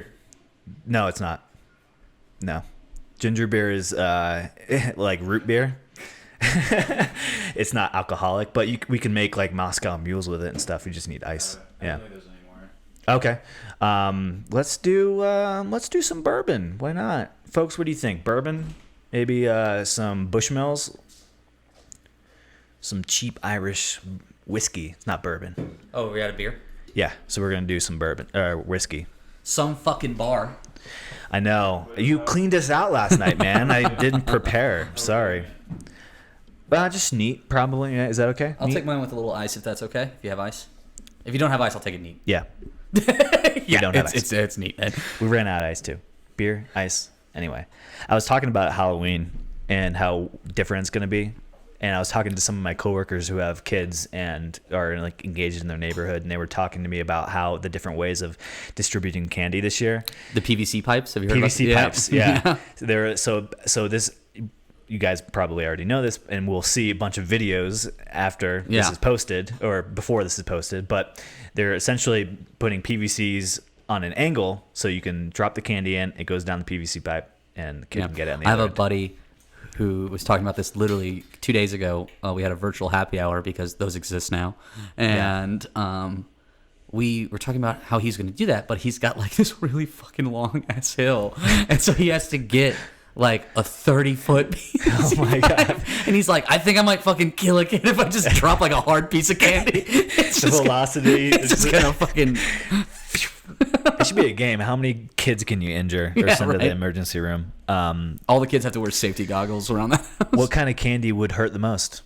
Oh, I would think, you ever seen those, well, probably, okay, a Jolly Rancher, because they're fucking dense, Ooh, right? yeah, and They're- sharp in some cases. Yeah, sometimes they got like that weird cut. It's like, I've cut my mouth on a fucking Jolly Rancher Yeah. before. Yeah, that would hurt. I would say Snickers Yeah. are pretty dense. You ever seen those Fireball candies? The Ooh, little yeah. spheres, Yep, yeah. A fucking Jawbreaker would be a Jawbreaker if it went down one of those things. Ooh, wow, that could be a campaign for them. Yeah. Yeah, maybe they need Jawbreakers. to- We'll break your fucking jaw. This year we're going to break your face, essentially. Thank you, sir. Wow, look at that. All right. Now we can start. And did we? Here, welcome to the podcast, folks. Yeah. Cheers. That's strong. It's whiskey. I've never had that. I thought this was apple juice. I thought this was Fireball. Cheers, guys. Ginger beer. Cheers. Here we go. Yeah, Halloween. Yeah. Pretty interesting. I think for the most part we can do it safe. I don't know if there's a big concern about transmission of I got another friend. COVID. She's making pre-made baggies of Yeah. candy. Mhm. And then I she's heard just that gonna too. make like 2 of them. So It's when just you 2 do kids. that, do you still hand those out? Do you put them on a tray for Well, kids? you ever seen those T-shirt guns? Dude, that's so odd. So instead of the gumball or the jawbreaker, Yeah. just put it in a paintball gun. Oh my god! We gotta arrest you. I think I just FBI's like, we Yeah. got him. All right, I'm not suggesting to do that. Please don't do that. Don't do that. I'm just saying that would be interesting. Yeah, no, it's fine. Fascinating. The other thing I was gonna say, talking about like the safety and transmission of COVID, I saw something the other day on airplanes. Yeah. How safe it is. I think we talked about it a little bit before, but they were saying that it's so safe to travel, in fact, and despite what you might think, since you're in a human sardine tube flying for like 3 or 4 hours if you're making it across the United States, but they said even though some airlines are doing every other seat, that it would take up to 50 hours of exposure of sitting next to somebody with COVID to actually get enough of their viral load to become infected with. I know.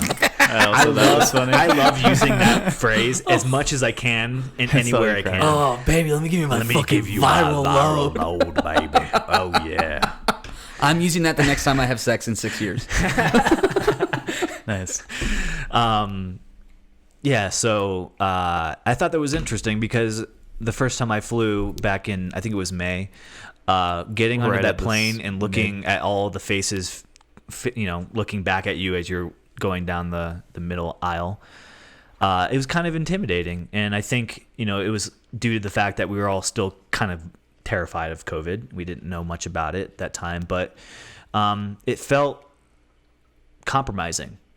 And to know that they've actually done studies where every 3 minutes, 98% of the air is actually filtered. Yeah. I just want to encourage all you guys to travel out there. This is Save like my business. Like the most Yeah, I was gonna say this has nothing to do with your job, does it? No, I'm not biased at all. This seems like the most roundabout way to have small talk and be like, "How was your flight?" So how was it? Like? Like you did all this background. Yeah. My phone was actually pretty good. Yeah. Oh.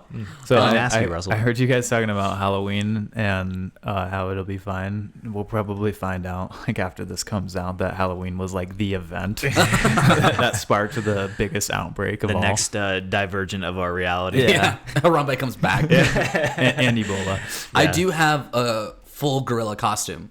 Yeah, you do. You Yeah, do. so I've been Harambe for like the past since he died. Were you inspired after he died Since to he buy it and just be him, just in spirit? Sometimes I and just put it also- on, you know? Yeah. Is it that a a fetish? Harambe costume or is it just a gorilla? It was just a gorilla costume. So I don't know if you guys remember Ken Bone, like that meme. It was like that guy who had like the mustache. He had like the big red sweater. It was like very viral, popular thing on the internet. But I also had a Harambe Yes. idea. Yeah, you remember him? Okay, yeah, pulled him up. Yeah. So I was like, oh, I'm going to be Harambone. And so I just put a red sweater over a gorilla costume. Oh, nice. And I was Harambone. How hot was that? Huh? Like inside? How sweaty did you get? Oh, dude, that thing is terrible. Gorilla man. suit? Dude, Sweater? the thing is, the hair gets everywhere. Like, Ooh. it's just, Don't it's like having a fucking Threaten me dog, with a good dude. time. Huh? So don't threaten me with a good time. So how successful were you picking up girls with the Harambe suit? Well, I was very strong because I was a gorilla, so I could pick up anything. Hilarious. God, I hate myself. And Russell will be appearing at the Met Gala. The fucking Met Gala. Wow. Is that even open? Can we check It's on like, that? yeah, Hannibal Buress at the Met Gala. Two very different things. Yeah. I think you probably meant like the, That's comedy, right? Something- Putting two very different things together. yeah. No. In a lot of cases, No. you could formulate jokes in that I manner. disagree. This is the We hill I want laughed to die at on. the, I had to pick the a hill. Hannibal Buress and the Met Gala. That was a kind of. No, I just laughed because the way I said it. Folks, please comment below if you thought that joke was funny. Yes. Yes. Just dead silence. Yeah. It was a completely canceled. So like the Met Gala event. The Met but Gala it was completely canceled. was, Oh, no. canceled this year. I think they're gonna have it next year though. Well, Oh, thank God. I was actually more wondering if the Met is open. yeah. That's what I'm trying to figure out right now. I think it is. I think they just. So I think Too for the long rest now. of the podcast, we're just going to watch Hamilton, right? Is that what we're going to do? Yeah, I don't have Disney Plus because I'm not a psychopath.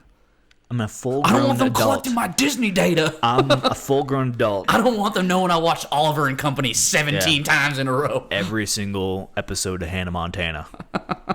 I'm an adult. I don't have Disney Plus. I'm sorry. I fucking do. There's something wrong with you. You got to split it. That's the way you do it with these subscription companies. You find a company that's like, oh, okay, it's $60 for the year, $70 for the year. And then you figure out how many people can stream at the same time. Disney Plus allows, I think, 3 or 4 different simultaneous streams on their current Yeah, subscription. it depends how much you pay.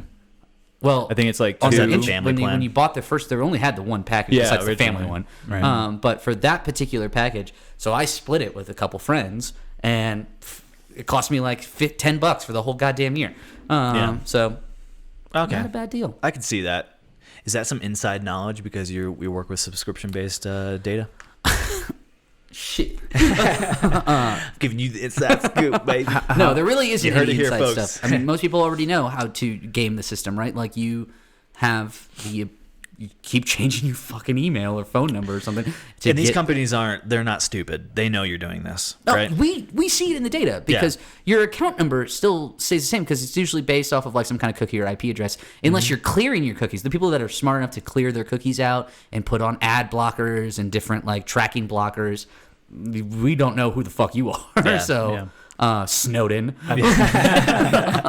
I think the CEO of HBO actually said something about it once, and it was basically like, "We know people do it." Yeah. Yeah, it happens. But it's such a small population that it's not the juice isn't worth the squeeze there. That's what I was going to say. Is they have to understand what they're getting themselves into when they will, I guess, build. But we'll code see that in against data, it. man. Yeah. We'll see people start stop after promo periods. We just drop them from data. They're not part of the analysis because they're not the characteristics. I'm sorry, they're not the you could say ordinary subscriber, right? They're outliers, and that's not the type of behavior we're trying to predict. Yeah. So if anything, they're going to bias our coefficients on any models that we output. So It's like Hulu for me. Eventually, at some point, they're like, "We'll give you a free month." I sign up for it. I might end up paying one more month. Yeah. And then I always end up canceling it. They're like, "We'll give you one more month," and then I get it again for free. this reminded me Cancel of it. my Domino's debacle, or I guess not really debacle because that sounds bad. It was actually blessing. Was it it was when great. you were in like an intense game of Domino's? No. The pizza chain. Yeah. I figured. So I had ordered Domino's one day because I hated my life, and Fair enough. they took, the place is like right down the street from me, but it took like 40 minutes for like a medium pepperoni. In reality, it was like 7 large pizzas. But and they took like 40 minutes, and then they finally got there, and I was like, okay, whatever, pizza's fine, and I ate it, and I get an email from them, right? And let me take a step back. Actually, I actually use the app to order the pizza. So I've got like an account on there, and they give you pizza points anytime you buy a pizza. Yeah. You get like coupons and stuff like that. And so it gets you like 10 pizza points every time you buy a medium pizza. That's usually what I buy if I'm going to buy from Domino's. And you get 60 points. That's a free medium pizza. So I bought that pizza, and I had like 50 points at the time or something. And then the pizza gets there 40 minutes late. I eat the pizza. About maybe 30 minutes after I eat the pizza, I get an email from Domino's saying, sorry, that's not our standard of quality when it comes to delivery time. Here's a free pizza. Yeah. And it just added it to my account. Nice. And I was like, cool. And then I was like, all right, well, let me go ahead and get another pizza. Right now? No, not right now. So pretty good pizza bar. I can do another one. No, so like a month or so later, I bought another pizza with that free pizza. And that free pizza gives you pizza points. Nice. And so I got a free, because I was at 50 points, and then I went up to 60, and then I got a free pizza by getting a free pizza. Nice. And then that free pizza that I bought Was late. and they sent me another free pizza. And I kept racking up. I had about 13 free pizzas at one point. Yeah, but don't they? Is it Domino's who has that thing? It's like if it's not delivered within this amount of time. We'll I send don't you- know what it was because I don't know what their policy was. Because They famously do It was that, Domino's. Because they though. used to sell me direct. They used to send me direct mail things in my, Yeah. in my mail. I would open it up, be like, "Hey, you had a late delivery a couple weeks ago. Here's 50% off Really? another pizza." So I would not only get the free pizzas, I would get direct mail campaigns. That's really surprising. Yeah. that they reach out to you instead of Yeah, and So- that's good customer service. Though. That's really good. I think that's a step in the right direction. because they know you're gonna fucking buy more pizza. well, they but know. for me, They're looking that at how wouldn't be sad. good. If anything, I think they're trying to give me more pizza, so I get. It's like a vicious cycle. The fatter Yeah. you get, the more depressed you are. Oh, The more no, depressed you are, the more Domino's you eat. It's you get addicted to it. Yeah, exactly. That's what I was gonna say. Is you're getting used to Domino's pizza, so you start craving more Domino's pizza. I learned It's an interesting strategy for sure. I mean, I think they might have overdone it with me. I think they may need to change some of the way you. Unfortunately, rack I up used a bunch points. of them for a party one time, and so like I lost my balance, and then they stopped sending me because they started delivering the pizza. Yeah. So now, like sometimes I'll kind of want a pizza, and I'll look at delivery times, and it'll be like 30 minutes. I'm like, okay, I'll wait till like an inopportune time, Or make a And really I'll be like, all right, complicated 70 order. minutes. I can wait 70 minutes. You ever put in like the special request, like, can you pick up McDonald's on your way? I've never put in this, but I've always wanted to because you see people online who are like, oh, do a dance on my Ring camera, like, or something. Yeah. Oh my God. And they fucking do it, and I'm like, you fucking people, man. Like, I'm It's- so it's a- sorry it's for a- you guys to yeah, do it's- that. It sucks because they make money off tips, so it's like Yeah. dance monkey, Yeah. like you know, like Please don't. yeah, make don't do that. people do Yeah. that. All the be Domino's nicer to delivery your- people of the world. Yeah. You're better than that. They're making. Do you guys remember making that time in shit college money. when we had that Hungry Howie's delivery guy We come did. in? And, Yeah. and he took like a beer bong. I think he took a couple shots. Yeah. Was it I don't Hungry know. Howie's? Yeah, It was a think it was Hungry Hungry Howie's Howie's. delivery guy came into a fucking college party, did a bunch of shots, fucking bounced. He's like, I got like 19 pizzas to deliver. Yeah, that probably was not great for. What, No, what no, if that you was a went, terrible killed idea. somebody. Well, the thing is, we were drunk, so like it's not our Yeah. responsibility, you know. yeah, all, Well, yeah, you sign a disclaimer. You yeah. know? He's probably underage too. Yeah, Just fucking kidding. Well, No, it's- he was not. We checked his ID. 70-year-old. Also, We he ID'd him at the stole door. the alcohol. yeah. We like sue the It was guy now. donated. We did not ask him to do any shots or beer bongs. Yeah, that was we weird. promise. I learned. I took a class in college for my degree. Like most people do. Yeah, most people do that. I only took 2, but it was the hardest class I've ever taken in my life. But we learned you probably maybe you know this, I don't know, but it was like the calculation they used to actually see how much money Domino's would make based on what like the time frame they set to where they'll give you a free pizza. Yeah, It's because of like more it's people. X equals negative B plus or Yeah, minus the yeah, sure whatever. root. So of more people perfect. will order or Domino's. AC. No, all over 2A. Cosine. Actually, Sokotoa. there's what is that thing called? The bell curve. Polynomials. Ooh, polynomial. So just No. a polynomial function. No. But what it is like more like so using that advertisement, more people will order. but they expect that they'll have a certain percentage of late deliveries. So they Yeah, factor It's that into the calculated loss in of their it model. Yeah. and take the difference of what they would gain from it. It's really So interesting. calculus. So I think With it a was like polynomial function. it's kind of like it was calculus. Yeah. I don't know. This probably sounds like maximizing a function, So- a polynomial function. I think that is what actuarials do. Yeah, that's what actuarials do. Yeah. Yeah. Which sounds like the worst, because I took that class and Oh. I swear to God, out of any class I took in college, it was the hardest one I've ever taken, and it was the worst one. It was the most boring. Actuaries might be the driest people I've ever met. Yeah, for sure, It's for just sure. like, how do you Behind do accountants? I wonder Yeah. if that's like the make it or break it class for a lot of people pursuing like degrees that use a lot of that. It's like, okay, maybe I don't want to do this. I think I like got a D in the class, but ended up with an A. Don't you love how that works? That's how bad it was. Gotta love public universities, baby. Let's you go. Our football team sucks, and so does our education. Yeah, everything I've said about economics has been incorrect. Yeah, we have people like at home shouting at you right now. That's Yeah. not how it works. There's so Blame the many- Koch brothers. They taught me. I think, yeah, I don't know. College universities. I feel bad. Our sister's going through college, and it's not like it used to be. Yeah. It not does like suck it that used to you. be. I do feel for those kids now who are like I didn't missing even have out on like bowling a alley. real college experience. Yeah, it's like the best 4 years of your life. You're like unchained. All of a sudden, you learn a lot about yourself. You learn a lot about people in general, socialites. Yeah, I mean, you fucking 180'd on your personality when you went to college. I not mean, really. No, Not I really. mean, you did a little bit. You're like, I'm a hardcore Catholic. I don't think weed's good for you. Yeah. And now you're out here in Colorado. Doing a like Being cocaine Catholic every and night, never smoking. heroin. Yeah, let me tell you, hardcore. No, I think it. Do you think there'll be a lot of people, like, you know how there's a lot of people when they get out of college, they get their job and they're still partying a lot, right? Like, everyone does it. Yeah. No, I mean, everyone does it. But now you have to admit, like, you're not doing that as much as you did your first couple of years out of college, right? Yeah, no, I mean, Like, definitely. You no told one- us yesterday you barely drink during the week anymore. unless it's like some fucking sponsored event, like from the company, or like, hey, let's go meet out. Yeah. Or, I get tired or bored. So, Right. but, So do you think there'll be more people like having that kind of like college attitude later on in their adult life now because they may have missed this year, next so potentially it's even like next you didn't year get too. the chance to get it out of your system, so Yeah, like, you yeah. think it's going to bleed into adulthood? Exactly, yeah. Because people want to experience that. No, I don't think that will happen, especially if they get a job. Because people, when you put like a constraint on somebody like that, more often than not, people are going to adhere to that constraint. You got the Yeah. people that will probably fucking go off the rails, but they probably weren't going to be the best workers anyways. They're going to do that. So I think that it's really hard. Oh God, I keep hitting this mic in front of myself.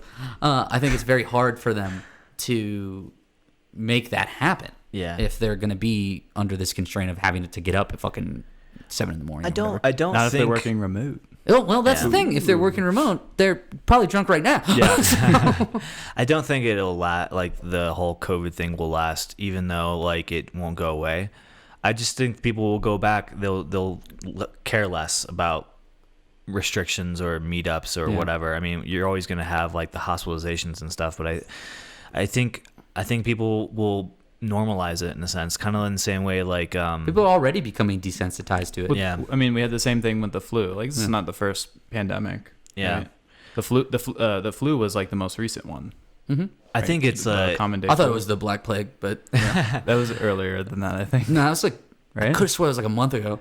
So I think we're all on this train, and the train is never going to stop. I don't think there's much that can stop the That's American way of fucking life deep. or the German way. Like insert country X. Well, the here. German way of life was like The completely Germans. changed in the 1940s. Yeah, that what was. I'm interested in is how people will respond to masks after COVID, because you've got countries like Japan and certain Eastern countries, they still wear masks today. It's like very normal did to wear. did before. Yeah, Yeah. Yeah, still do. Yeah. Yeah, it's like, outside of COVID, they would just wear them. It's like, oh, if I feel like I got the sniffles, I'm going to wear a fucking mask. Or if I'm going to use public transit, maybe I'll wear a mask. It's not everybody, but it's not so weird, like. And if you're sick, they have like they feel like an obligation to wear there's a mask. an obligation. You know, there's a social obligation, and I think that's in America that's missing. There's like no social responsibility. Everyone's just fucking out there for themselves. Fuck everybody else. Even though I believe people are technically are actually empathetic, I feel like more often than not, selfishness can kind of trump that in some ways. Yeah. It's a cultural thing. yeah. It's like when you say, like, in Thailand, people are nice. Yeah. Not everyone in Thailand's nice, but I think culturally they're, like, more nice than most other cultures. I think a lot of people won't be afraid to wear a mask now. Like, I feel like the issue was if you were wearing a mask and you went to the airport or whatever, you're kind of ostracized and looked at and stared at, like, why are you wearing a mask? Yeah. Nowadays, it's going to be like, oh, he's just wearing a mask. I'll be honest, when I was driving to Colorado this summer, and we were going through like Kansas and stuff, I was actually kind of nervous walking into a gas station with a mask on because I was one of the only people with one on. Yeah. It's weird, and right? I thought people were going to like call me out or pick on me. Yeah. Because I was doing that, and luckily they didn't. It's like the same toxic culture that we talked about before, like, you nerd. Like, it's like you're calling out somebody that being bullied for being smart or for being Cautious. conscious or respectful about other people's health. It's kind of a toxic nature that some Americans embody a little bit more than others. But that's a thing. It's pretty much just the state of Kentucky. We just lost all viewership in Kentucky. Just everywhere right in Kentucky except, well, actually we hate Louisville. They can't be hearing this. They don't got internet out there. Yeah, I mean, I think. I'm sorry, Kentucky. Yeah, I didn't mean it. Kentucky. Hey, We're no, gonna have fuck you, a talk. Kentucky. I don't give a shit. What are you gonna do? Oh, Kentucky. Kentucky's a good place. Louisville is in Kentucky, right? Yeah. Oh yeah. Well, congrats. Yeah, you're welcome. I've been there a few times. It's a nice place. Yeah, I don't mind it. Yeah, I think most of the United States is a beautiful place, except for Kansas. You're a trash state, and I hate you. I've had friends in the past who have like, oh, I gotta go to Europe, and I have to see the Louvre, and I have to see the Eiffel Tower, and all these things, and the Trevi Fountain. I'm like, yeah, that's great. Those are historical things, and they matter. But you do know that there's a lot of natural beauty in the United States, right? Yeah. You lived in the fucking East Coast your whole goddamn life. Yep. You haven't been outside of Disney World your entire life. You know, there's like other things in America, right? Go see the goddamn Grand Canyon. Go see Yellowstone.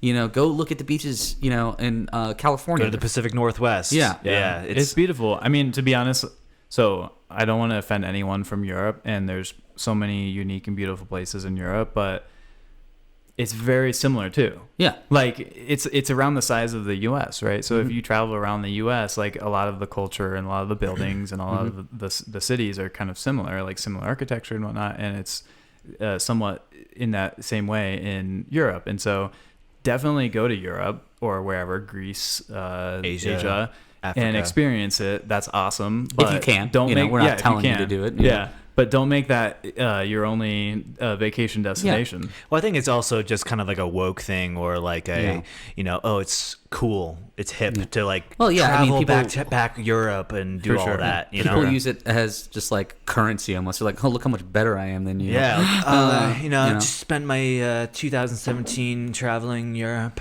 Yeah, I gained so much out of it. I've been the to basic. I've been type to ideas. I've been to Europe like 10 times, guys. So. Ooh, for work. Hot shot. Yeah. Can you Not just to go eat, ahead and pray, or graduate love. life? I did all that. Congratulations. Well, I Here's didn't your love badge. because my wife wasn't there. But Oh, wow. She's going to listen to this. And love can come in many Love you even forms, more. right? Yeah, it can come in many things. Yes. Ooh, I did go to cheeseburgers. Amsterdam, but didn't do that. Oh yeah. Yeah. Russell, have you ever been to Europe or any of those? I am a dual citizen in Trinidad and Tobago. In here. Are you, though? Yeah. So you have a passport? Are you though? I don't know. Yeah, I'm fucking lying to you, right? You could be. I don't know. Do you have a you're right. passport from there? Yeah, I have two passports. Nice. So I have a Trinidadian passport and I have a United States passport. But I have never been to Trinidad and Tobago. Do you have any intention to go? Oh yeah, I've wanted to go for years. It's actually my family wanted to go, and they did go without me because they were like, "Hey, we're planning on going this weekend." I'm like, "Cool, that's finals week in my master's program. I can't." And they're like, "We bought the tickets already," and I'm like, Cool. Why do you hate me? Like, why do you not Thanks. want to see me? Yeah, good planning. So if you ever have to go to like Russia or Afghanistan, you would use that passport. Yeah, right? because they'd be like, he's a cool guy. No, well, also fine. because when you come back to the U.S., they wouldn't be like, Russell's been to Russia. That's true. Yeah, I didn't even think about that. Yeah, a lot of It's people cool. do that. That's why a lot of people have a second passport. So you were able to get a passport because your dad was born there. Yeah, so with different ally countries, they have different rules and regulations if you can or cannot be a dual citizen. And Trinidad is neutral on everything. Yeah. And I think our military is like 2 guys and like a slingshot. So You guys aren't influencing the election? What do you- they don't have computers, Chase. fuck you, we got computers. Sorry, no Actually, offense. I do want to go because I've seen like video footage of Carnival and it looks Dude, hella dope. Carnival is a thing in the Caribbean, right? But it fucking is everything in Trinidad. Yeah. Trinidad and Tobago is Carnival. And they do it for Carnival like is a like whole Mardi 2 Gras. weeks or something Yeah, like that. it's like in like- February. It's essentially Mardi Gras Yeah. times a million. It's Yeah, like the right. same holiday, right? Yeah, it's like the It's same a exact Christian thing. thing, Yeah. yeah. And so you just see beautiful women and like these crazy outfits, and everybody's drinking, having everybody's fun, drinking the dancing, whole time. singing. It's just everybody's singing, dancing. There's Parades out the ass. nonstop all throughout the night. You don't sleep. It's great if you're 18. It's like one day and I'm done. Yeah. Do they throw beads? Yeah, beads are a thing, but not like a same huge way. thing. It's not like Mardi Gras. Yeah. There's no king cake like there is in Mm-hmm. Mardi Gras and stuff like that. But you'll definitely see similarities. But it's really about the outfits and the pageantry. That's like a big thing. Yeah. And just dancing. You have something called soca music, and that's like a big thing in Trinidad, and really island countries. Funny enough, a lot of people don't know this is that everybody knows what a steel drum is. You've heard it. It's also technically known as a steel pan. Trinidad and Tobago invented that. We actually were the ones who invented it. So what would happen is people that would work at those oil wells, they'd have these oil drums, and when they would go on break and do whatever, they would actually take the tops of those oil drums and they would beat them into like these little things where they would make notes and stuff, and then they would do that. Yeah. So like the steel drum actually originated from people who worked in those oil wells. That's So cool. they have this thing called Panorama every year, which is a huge steel pan like festival.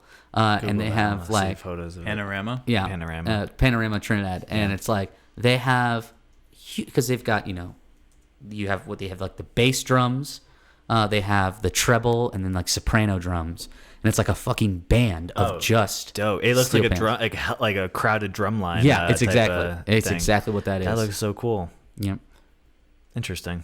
so they Yeah. do that every I year. love how colorful it is, and everybody looks like they're having a good time. Yeah, it's Yeah. amazing. And then you can't beat the food. Trinidadian food is probably one of my favorite. Things. What kind of food is that? It's mostly grapes. Mostly grapes. Cool. So wine. Yeah. All grapes. Yeah. All grape diet. It's just grape seeds, actually. We It's don't an we don't like the elimination grape diet. part. Yeah. No, so it's interesting because you have this blend of like African and Indian cuisine. Primarily, I'll say it's I would say personally, it's more influenced by India. But I might be wrong. I'm only a citizen, but who's never been there. God, the audacity that I have right now. Do you know? Do you know what region of Africa most of the I people don't. are from? I actually don't. I really wish I did. I'll look Wow. it up. I do know that my dad's family traces back to southern India, particularly in a city known as Madras. It's just big city. Do you guys Southern. have family in India? We probably do. You just don't know them. Yeah, we don't. That's what I talked about. It's like sometimes you just lose connection. I don't know too much about what my family history is on my dad's side. I mean, like I know my grandfather, so my dad's dad died before I was born, so I never met him. You never did Ancestry.com, dude? Yeah, I get so mad anytime I fucking see Ancestry.com or 23andMe bullshit because I got my mom for her birthday a 23andMe and there was a half off. Oh, cool. And it was like buy one get one.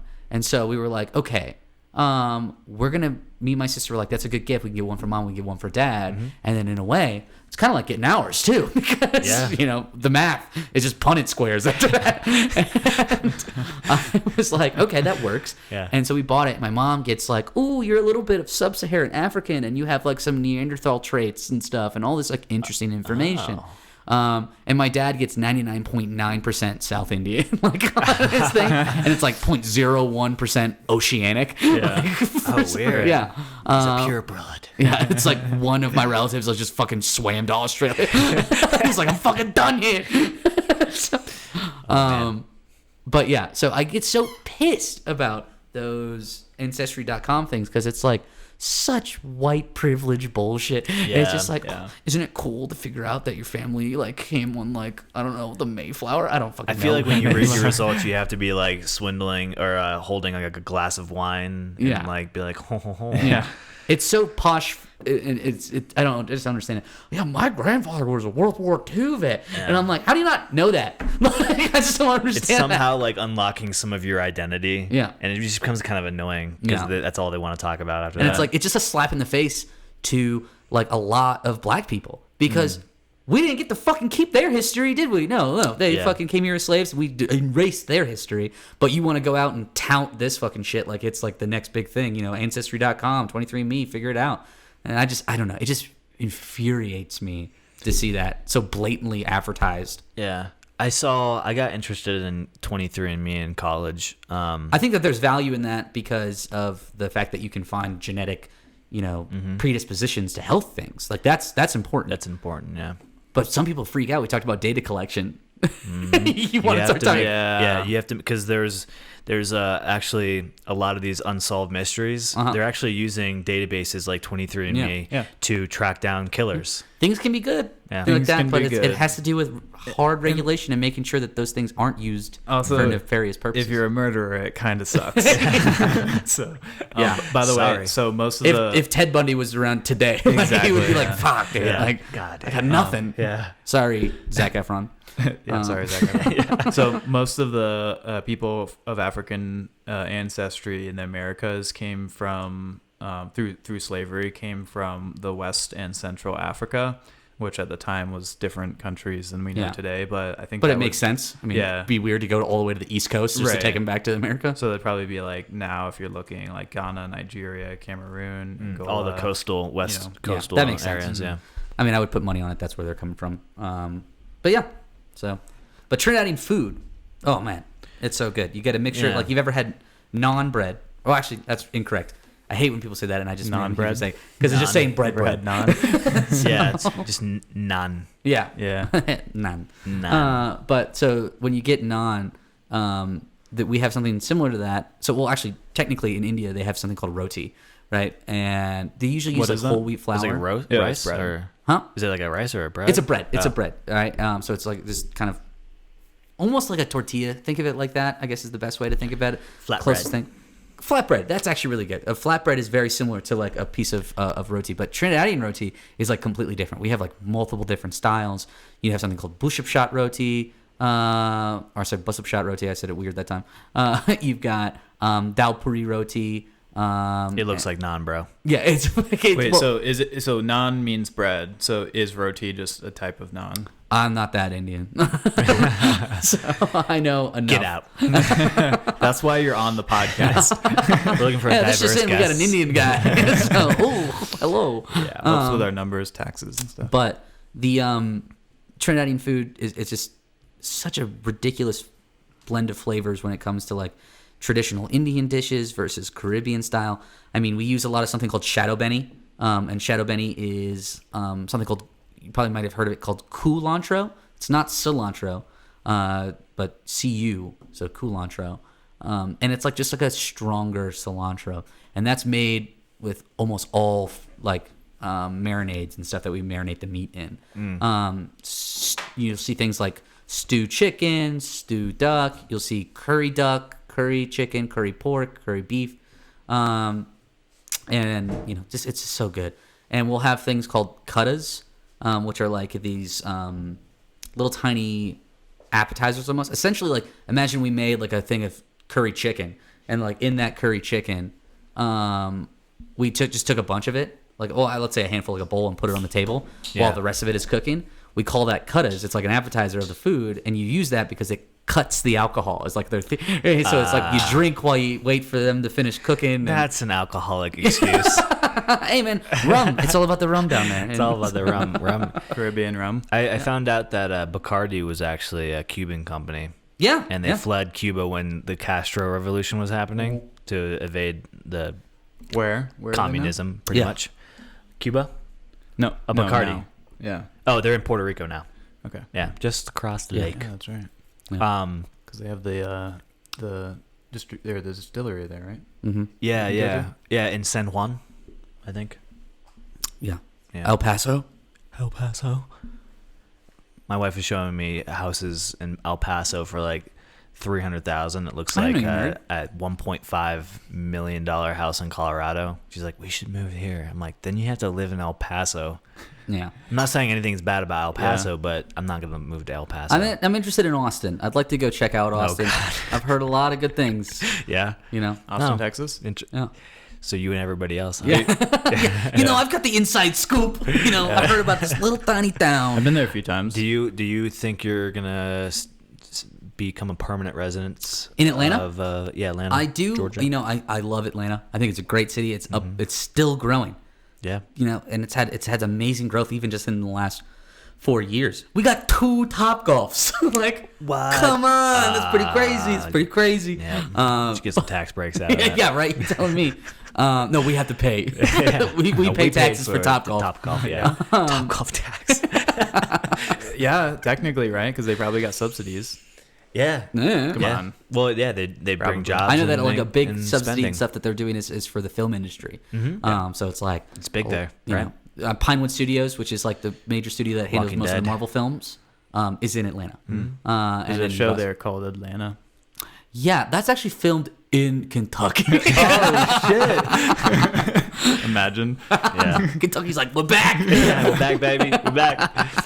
This is our in. So you've been there for about 4 years now? Yeah, I've been in Atlanta for 4 years. Same company, exact same apartment. So when are you gonna buy a house? When's I don't gonna like go- change. I'm just gonna stay there till I die. Nice. So I'm looking into homes and stuff, but like you mentioned, you know, the market's just fucking crazy right now. Yep, it's a seller's market. I got a buddy in my band. My bass player, his name is Jake. He and his wife are trying to buy a house, and he's put a couple offers on a few houses in the Atlanta area or the greater Atlanta area, and people are just buying the house cash. One of the houses $60,000 above asking price, and just to outbid him. And I'm like, this is insane. Inventory is low right now Yeah. because of the low interest rate. There's Well, it's a really house crazy right next to because me. I'm doing a little bit of, you know, surveying, and I'm noticing there's this pocket in Marietta, which is like this kind of little tiny township outside of, it's in the great Atlanta area. It's like right outside the perimeter of Atlanta. And you're finding a lot of foreclosures happening, pending foreclosures. And when you usually see that happen, they don't happen, you know, one at a time. You know, you'll usually see them happen in chunks. And when they do actually get finally foreclosed on, it actually brings down property values. So I'm kind of just like looking around, like, obviously that's terrible. I'm sorry that you lost your home. Like, I'm not being an asshole, but like, it's going to make it easier for me to buy a house. Yeah, and rates are at a historic low. Yeah. And that's the problem with Atlanta is that house, like, you know, you can go in Florida and you can get D.R. Horton to buy you, build a fucking house for you. And it'll cost you maybe for a humongous 2-story, 5-bedroom, 4.5 bathroom house, you know, you're paying, you know, maybe $500,000 maybe $650,000. Here you get that same price for like a 3-bedroom, 2-bath house, like 1,700 square feet. And it's like, in Atlanta. yeah. And so it's impossible to just find like Strictly speaking, northern Atlanta, right? northern Atlanta. So you look at the Roswell, Alpharetta, Dunwoody area. Those are like the money areas of Atlanta. Yeah. That's where the The white people wealthier. live. And I think a lot of people, the thing that sucks about the market that's happening right now is a lot of people will be making rash decisions, like not uneducated, but very quick decisions. Yeah. Like the house next to me just sold within a week. It's like, That's insane, right? so if you're looking to buy a house and most of it's going over 60 grand asking price, you have to see the house and make a decision right there whether or not this is the house you want to buy, because you have 5 other people right behind you that are going to bid on the house. So it's kind of tough because you make decisions that may not be the best because you're under pressure. Yeah. Essentially. But It's good if you want to sell your house because you're making kind of. Is it Good chunk of money. smart to buy a house $60K over asking price? Don't fucking ask me. Ask that one random person who decided to do it. I mean, it could be. Like, it depends on your situation. If like, the house is millions of dollars, I could understand. Like, if somebody saw that house and has an eye for it and says, I can fucking flip this shit if I put this much work into it. Like, you got Chase over here who can do this all by himself, right? And that adds in a lot of property value. If you think about it, you can. We'll see. Well, So this studio or your yard. The Your yard's a really studio good example. is in a $6 million home on the side of the golden mining town. Golden mining? mountainsides. It's just a town called Golden. It's Oh, in the okay. foothills of the Yeah. mountains west of here. Gotcha. Mm-hmm. And you were asking what? Yeah. What was the question? Is it wise to buy a $6 You were million like, house? he's just like, there's a $6 million home. Just wanted to float that out there. Thank you very much. This is my time, everybody. That's what I bring to this podcast. Just random facts. Are we supposed to comment on this now? Caterpillars take 2 weeks to turn into butterflies. Yeah, I've seen that house. Pretty good house. Quite frankly, no, I but think it's too much Isn't that money. crazy though? I just brought up the caterpillar thing. You have to have a caterpillar. It turns into fucking goo, like while it's in its cocoon and turning into, and then it like reforms itself as a goddamn butterfly. Yeah, it's like a miracle.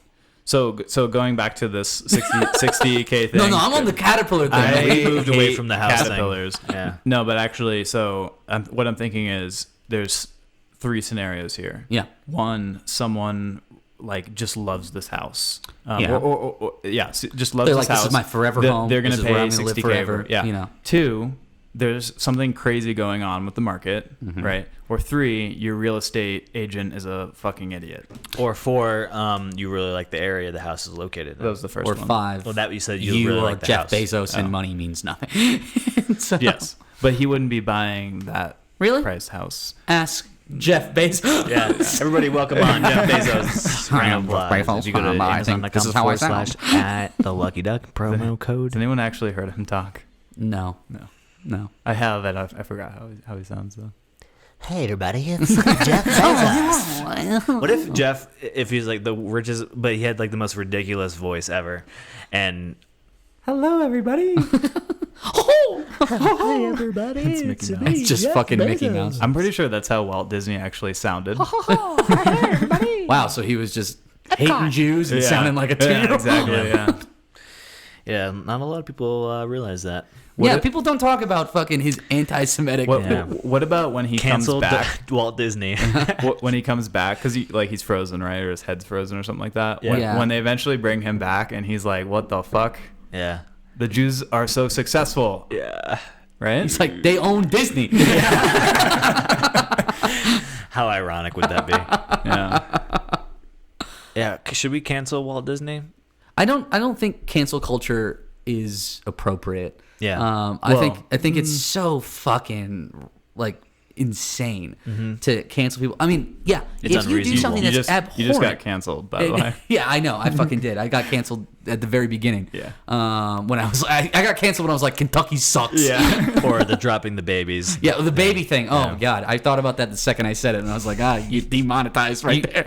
You can get canceled by like multiple groups, any group, right? Yeah. Like getting canceled by the KKK is not as bad as getting. I mean, that's a good thing. Do you think actually. if you get canceled by like, I don't know, the KKK, and then like somebody else, like is it like a double negative? Like you neutral after that? Like you just back to so normal? Antifa and the KKK? Yeah, if Antifa and KKK both canceled me, do I just be? Is there a black hole that opens up? That Like, means you're moderate. yeah, and people fucking hate moderates, and that's my point.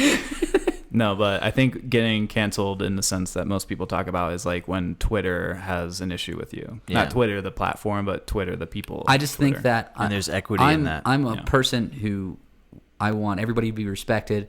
I think if you want to be, I don't think it's hard to not be a dick. To be a good person and just genuinely try. Right now, people make mistakes. People will go into their past and they've done things. I've done things in my past that I look back on today, and I'm like, why did I do too. that? Yeah. And I feel regret for it. And I think when people think of cancel culture, obviously there's like the big things like, well, you're bringing up something from 10 years ago, and that's why James Gunn lost his job because he made this tweet, you know. Wow, what are one of the only people that came back from that, right? Yeah, right. Well, because when you're that good, When you make good movies. Yeah. I think it's a gray line because like if you raped somebody 10 years ago, that's a huge issue. Yeah. But if you made like an off-color comment Yeah. about like a race joke or something, right, it's still not good, right? Well, Yeah. I mean, we know that, but at the same time, like people do, everyone makes mistakes. Yeah. Everyone I says think that just stupid things. people in the public spotlight, celebrities and politicians, they're under much more scrutiny, and that's fair because they have to be. They're Yeah. essentially representatives of us. Yeah. Maybe And not art. so much the artists and celebrities, but definitely the politicians. Yeah. And I think that that's okay to have that.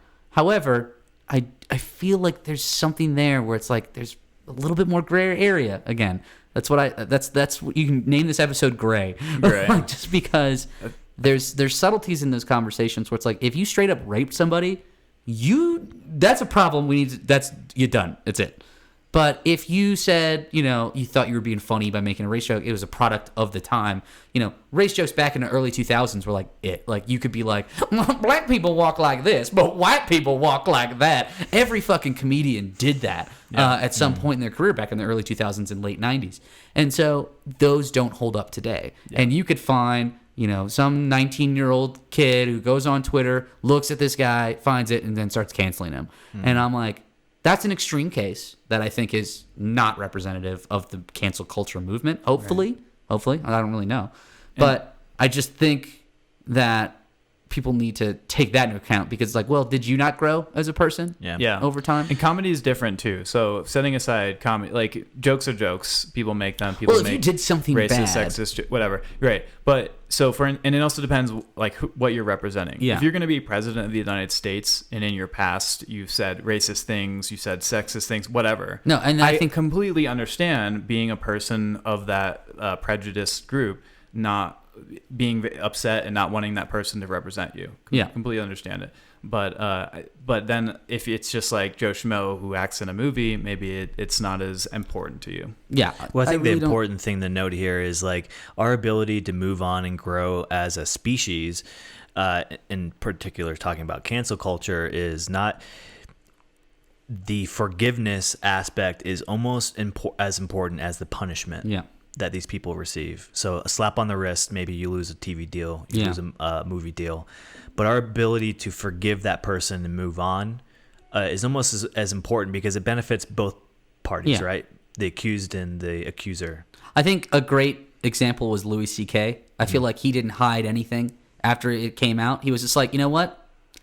I'm a piece of shit, and I'm fucking... You guys know this. Have you seen my specials? Yeah. He's like, I fucking hate myself, and I don't want to do this anymore, and I'm going to fucking not do this, I'm going to do that, whatever. And I think he's like, no excuses. He literally had no excuses for it. And then you have the opposite side of the spectrum with Kevin Spacey, who was just like, I'm amazing. And he did that weird YouTube video of him trying to get back. He was playing Frank from House of Cards. Oh, and I was like, dude, that was like the guy who like the girl keeps ghosting and he keeps texting her. It's just like get the picture, we're ghosting. He's leaning into it. He's like, and so I think those are some really good examples on what not to do and what to do and what not to do. So I mean, people change. Like not most people. A lot of people believe in prison reform or reform while you're in prison. Like you become a better person. You like people forgive you for the mistakes that you made, and then you can be released from prison earlier than your sentence. Yeah. Because we believe that going through these programs, you're going to change person. Prison is supposed to be rehabilitation for most cases, you know. Which is life in prison, not so much. But for most of the time, it's like, you did something wrong. Let's put you in here because we don't want you to do something wrong again. Yeah. But also, let's try and figure out why you did that and see if we can prevent that moving forward. Because we want you to be an active member of society. So when that person comes out, do we say you're a dirtbag, piece of crap? Well, that's the thing with like laws about like, we don't hire felons. Or it's like, things like that, or like different legislation trying to push so that felons can get hired. I'm not trying to say that you're like everything you do has consequences, and Yeah. I'm not trying to say that like you can just do whatever you want and it shouldn't affect you in the future. Yeah. It totally should. But It's this is always what I going just talked to. about. There's no hard and fast rule for this because you can't say, Exactly. oh, well, your past shouldn't affect your future. Oh, what about rape? Okay, well, actually that. So it's like yeah. there's fucking subtlety to complicated. these, and you It's have to put nuanced. qualifiers on things, and it has to be tailor-made laws and tailor-made conversations about these things. Yeah. So I think that when it comes down to, yeah, you made an off-color joke. Do you feel bad for it? Did you illustrate that you felt bad for it? Did you have some kind of punishment, whether it be social exclusion or losing a little TV deal or something like that? Sure. Boom. People should then learn to forgive. I think forgiveness, out of everything that Christianity has ever tried to teach, forgiveness is, I think, one of the things I that think people- context and intent also play a role because you could say something with intent to hurt somebody Yeah. or intent to make somebody laugh, and Twitter doesn't really care about intent. Yeah. Yeah. Well, and you have, and this is the cancel culture and then like the Me Too movement, I think are like two things that are happening at the same time. And it's like, we talked about Louis C.K., but we didn't bring up Aziz Ansari, right? And it's like, that was... Good example of intent, right? yeah, right? And because, you brought up intent. And I was like, that's a very interesting thing to talk about, because it's like, personally, given the story, it's like she just sounded like she was just whatever about it. And then she was just like, oh... well, now I look back on it and I wasn't comfortable or something. Yeah, right. And it's like, you have all the right to do that, but like, you can't. It didn't seem like Aziz overstepped. No. Or did something. He brought it up very briefly in his like the most recent stand-up special he had like a year or two ago or something. Well, he said literally stood up there and said, "I'm sorry." Yeah. He's like, He's like, "I'm sorry." Yeah. Yeah. And, but I find the Me Too movement to be a difficult thing to traverse in conversation these days because you don't want to say like every woman is right all the time, right? Because then you run the risk of false accusations, right? Bill Burr joke. Yeah. Right? Yeah. Yeah. But we're not talking about Bill Burr right now. Well, he has a joke or a bit exactly what you're talking about. He's like, women aren't right all the time. Here's why. Canceled. Yeah, right. But that's doesn't but go over that's well what I'm talking with about. The women. cancel culture is just like, well, if you say something against the narrative, right, in any way, you get canceled. And it's like, well, and I'm not one of those people who are like, no one wants to have conflicting opinions anymore. And it's just like, no, I don't think that's it. I just think you need to have more respectful civil discourse. And I hope that that's not falling apart because you can have a valid opinion, especially I'm one of those people who can back it up with, I like to back things up with tangible facts. If we're having a conversation about philosophical things, well, what the fuck are you going to do about that? But when it's like actual issues, you can usually bring it up with some kind of data or something. Yeah. And so if you have a conflicting opinion in that, I don't think you deserve to be canceled on that. Or deplatformed. Like that's the big thing circling back to social media. It's like if you have a deemed dangerous thought or idea you want to promote, you could be silenced for that. Yeah. Yeah. The other thing is, so every group has their extremes. If we think about most of the like, if we're bringing up the topic of Me Too or sexism or whatever, if we think of most of the women we know, most of them are pretty rational. But the people who are on the extreme side, what are they going to use to voice their opinion? Twitter, because it makes a lot of noise. And then a lot of media outlets look to Twitter to see what's popular. And then a lot of advertisers look at the media and Twitter to see what should I be advertising to and who should I be using to advertise. And so that's what happens is people on Twitter, who really actually is a small group of the representative of people are saying these things. And then the advertisers are saying, oh, that's what people think. Yeah. That's what everyone thinks. And so I'm going to cancel my whatever for this person. I think it was like 1% of the total users on Twitter are actually the only people writing tweets and retweeting and stuff. Yeah. The rest are just consuming it. Yeah, that gives you an idea of like how that works. So I think like a lot of the people who have been exposed has been really good, like Bill Cosby, Weinstein, yes, thank God, etc. Weinstein.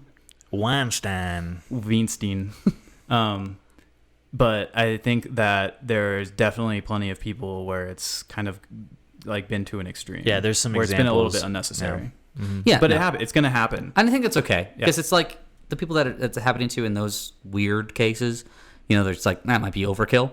I don't think they're actually being like their life's not detrimentally destroyed or anything. So it's like it's okay, but I mean it's you want to be careful that we don't And we're also like we're all ignorant and we say things just on all like the time. prejudices that we have. I'm such a piece of shit Yeah. like all the time. Right now. And so it's good. I'm garbage. It's good to tell somebody you said something wrong or you did something wrong, and here's why. But don't say you did something wrong. You're a horrible person. Yeah, but and you should always. I'm sure we said 100 things wrong today. Yeah, no, I'm sure that there's probably people right now listening to me, and they're like, "This guy's a fucking Nobody's asshole." listening. You know, They say that every time. all 14 people here just fucking hate me. But no, I think you should always strive to know that you're not perfect. You know, try not to be a fucking narcissist. Yeah. And always better yourself and realize that your actions affect other people. And the words, and you can't be one of those people who are like, I don't give a shit what other people think. And it's just like, no, it's your dick. Like no one wants to. Okay, fine, you can act that way, but no one wants to be your friend. Yeah, good for you. It's You like, have the right to do you that. can't I guess. survive in this world without other people. We as a species are social creatures, and we want to be around others. So empathy is our greatest tool for that, and understanding how it would feel if someone treated me a way that I didn't feel. You know, like you learn it fucking in kindergarten. Treat people how you want to be treated. It's that. Yeah, It's that the simple. golden rule. You know, and if you know someone's treating you like shit, it's like you don't have to engage with them all the time. But I mean, like, I'm just saying, like, that's gonna hurt you if you treat people like shit. It's not gonna really hurt them that much. So I don't know. And Usually those people have something that had happened to them. exactly. But see, if you're empathetic and you know that, right? Instead of being like, oh, I'm empathetic, and then someone treats you like shit, and you're like, well, fuck you, I'll kill you. It's like, you no, too, like, hey, yeah. man, you all right? Like, you cool? Like, what's going on? Yeah, Like, the whole like, thing hey, of like man. talking to your bully. I feel you know? like this is isn't about me. It's more about like what's going on with you. You know, Yeah, like that exactly. whole like Yeah. strategy. Yeah. Yeah, and it's true. It's 100% true. There's never somebody who's just a fucking dick for no goddamn reason. Like no, sociopaths. Well, okay, Yeah, that's those a are- reason, right? Their fucking brain doesn't work. Okay, there you go. They Yeah. have no sense for Point empathy. well taken. Yeah. Yeah. So, Yeah. but so it's like if you are a normal person, you will be, you know, and you're not acting for some reason, you're acting up in some way because of some trauma or because of like some way you were raised, or maybe you don't know how to handle emotions very well. Yeah, I think it all stems down to how you were raised. I think humans are born and then somewhat learn these characteristics like empathy. Like if somebody's taking care of you when you're a kid, then that's a form of empathy, right? I love Japan because of Nintendo. That's it. That's it. Okay, perfect. Thanks, folks. That's all. Yeah. What? Yeah. I mean, yeah, empathy is learned. Oh, I was actually going to talk about Japan for a real thing. I wasn't actually. Okay. All right. Yeah, we know. No, I was because you were what's up with talking about Japan? how you're raised, and I was Okay. thinking like Japan is great because one of the things that they have, and other countries do this. Just Japan's just anime, so but they make the kids at their schooling, so like in primary school all the way up to through high school and whatnot. They're responsible for like cleaning the classroom and making sure that like their clubs are funded and things like that. It's like they have a lot of autonomy at the school, and it builds this sense of responsibility, but it also builds this sense of mutual respect between others, because then when they see a janitor or they see somebody else, they respect them as a person because they've done it. And they know that everybody, no matter how much you make or anything like that, you have a role and you matter.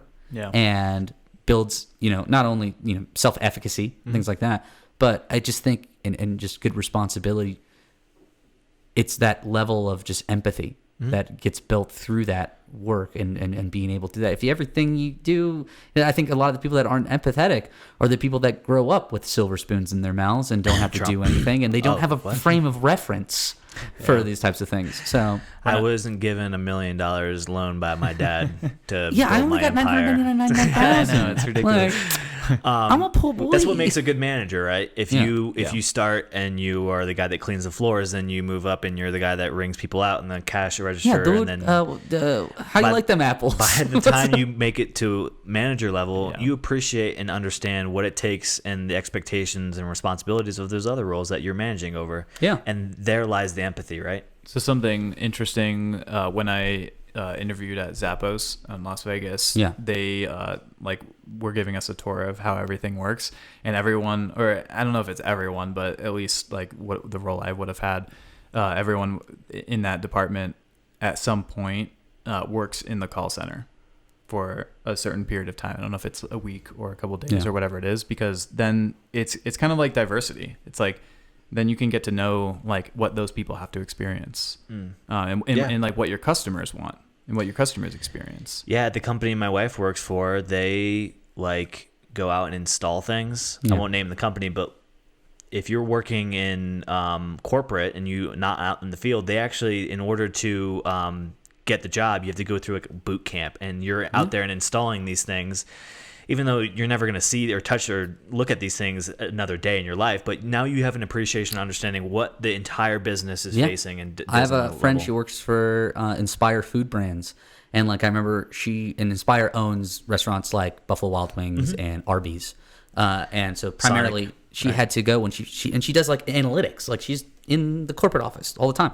But when she got that job, she had to go and actually work at a few Arby's, like actually go back into the kitchen and actually, see how they make the food, make one of the things, do all that stuff.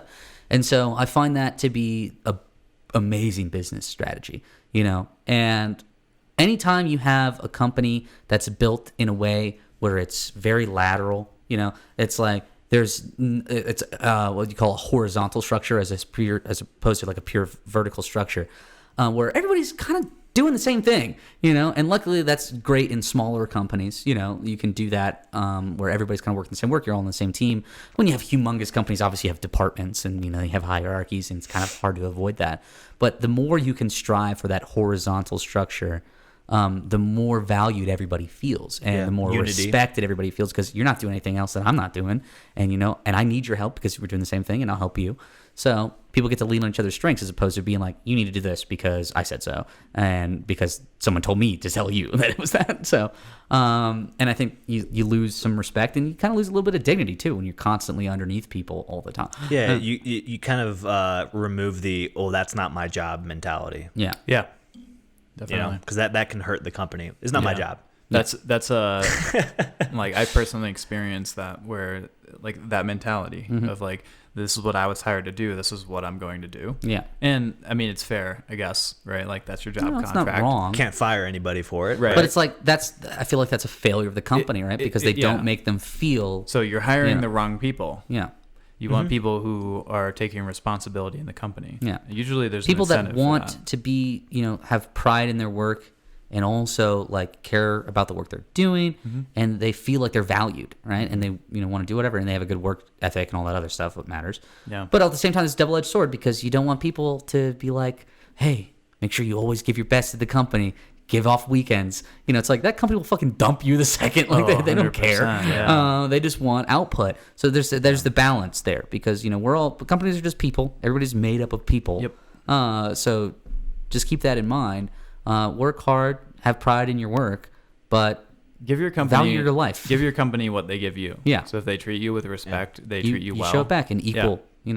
I feel like every company needs to understand that, like, if you're a software company, or you're a telecommunications company, or you're a food business company, that's not your business. You're a person. You're a people business. Yeah.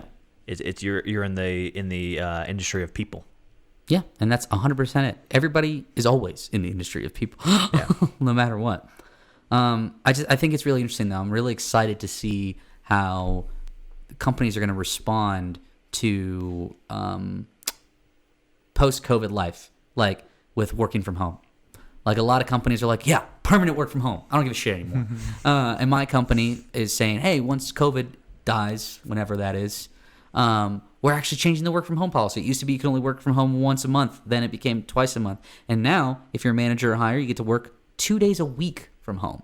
And so I only have to technically go into the office 3 days a week once COVID, eases up.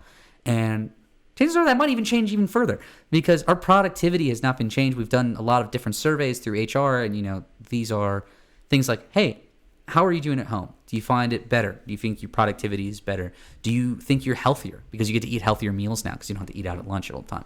Like, how many employees are checking I'm not as productive in that survey? Right, yeah. Of course. I'm just going to throw that out. Yeah. You're not as productive. Interesting. We're going to evaluate your position in the company. I think it's different for everyone. It's different. Some who people you love are. being, and I'm in the middle there. I really like being able to work with people when I have collaborative projects. We talked about this the other day. Yeah. But when it's tasked on my own, I would much rather just be at home Oh, because I 100%. can knock it out. If you when I have want to. work and it's solely just you working, putting your head down in the books or the Yeah. computer, whatever, and you're doing it, you're in your office or cube or whatever, and you don't really have a lot of interface with people, then you could probably do that job at home in your office as long as you have the discipline to focus. Yeah, and that's the problem. But the thing is, that'll show up, right? Like if you're not doing your fucking or if job. if your No, manager's I a don't know bad if that's manager. True, yeah.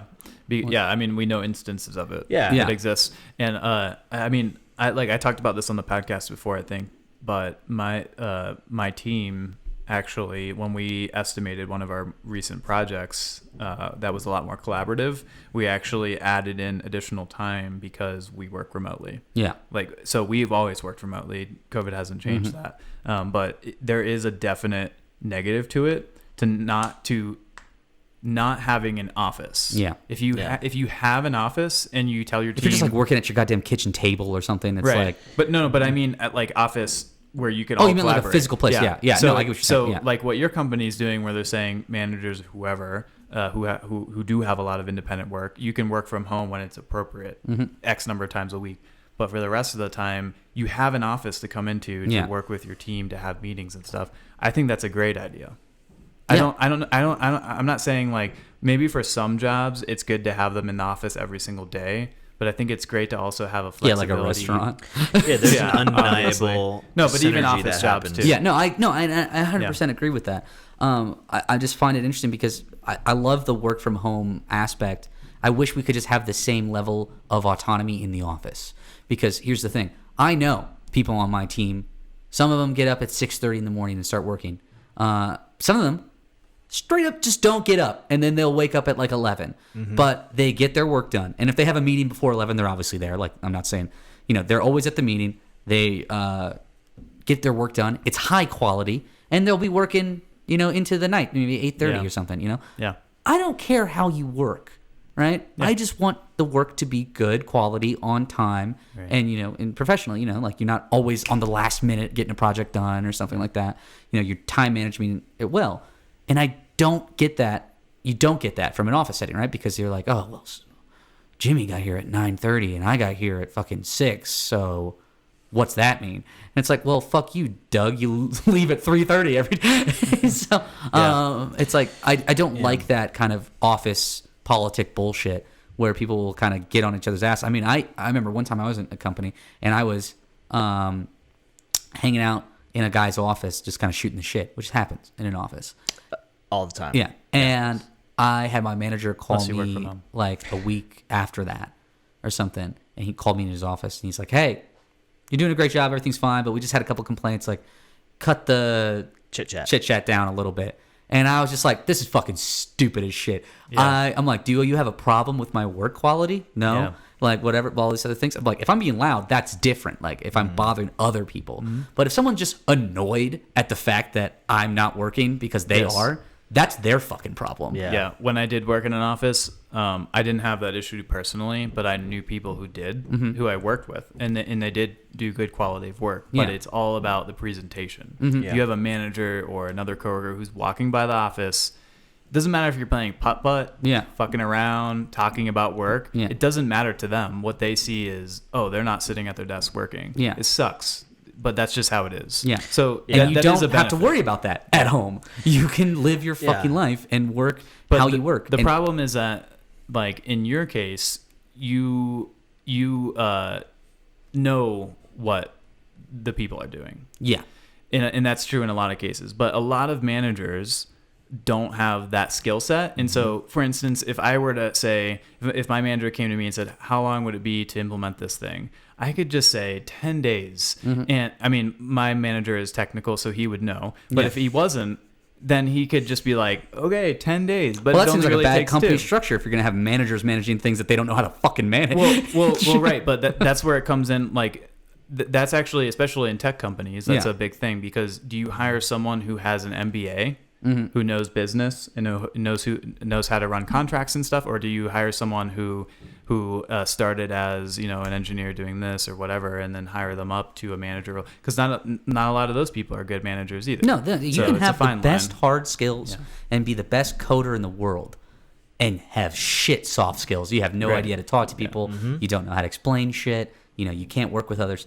So yeah, you want people to have some level of technical knowledge. Do they have to be able to do it? No, but they should be able to understand it to a degree enough to know time management. Yeah. Like if you're going to be in a leadership position. I love the idea of companies being homegrown. And that's the benefit of me working at a small company right now is that you start off as an analyst, you do all this stuff, and when you get up to be a manager, you did all that shit, so there's no fucking fooling me. I know how long that's going to take. Yeah. Because I still do it. I still do that work. That's the horizontal structure I was talking about is that when you start having this, and this isn't great either, but if you have something like this, it's a little better, right? Just that angled level where you have some leadership there, you have a clear leadership and a hierarchical system, but you have it that everybody does that kind of work and has at least done it to an extent to be knowledgeable about it. Right. That's the perfect company structure. Yeah. And that's where people feel valued and feel respected, and they can see there's no glass ceiling to break through. They're just like, that's where I go. I can clearly see my track. Yeah. Because I know if I keep building up, I'll be able to that because they know where they were. It's not like in some companies where it's like, oh, I'm an analyst and there's my manager who just had an MBA and I went to do computer science or something. It's like, I'm never going to be a manager because I don't have those skills. And that's the benefit of a smaller company. I'm not saying that large companies or corporations can't do that either, but it's harder for them. It's harder for them at this point. I mean, you have so many restructure. people. There's a lot of bureaucracy. Yeah. Contracts come and go. I mean, there's whole classes and degrees on just this topic we're talking about. Be able to maximize that corporate productivity. People. Yeah. But yeah. All very interesting. Super interesting. I think we're like at 2.5 hours. Oh here. wow, damn. So Filled some probably should wrap this up.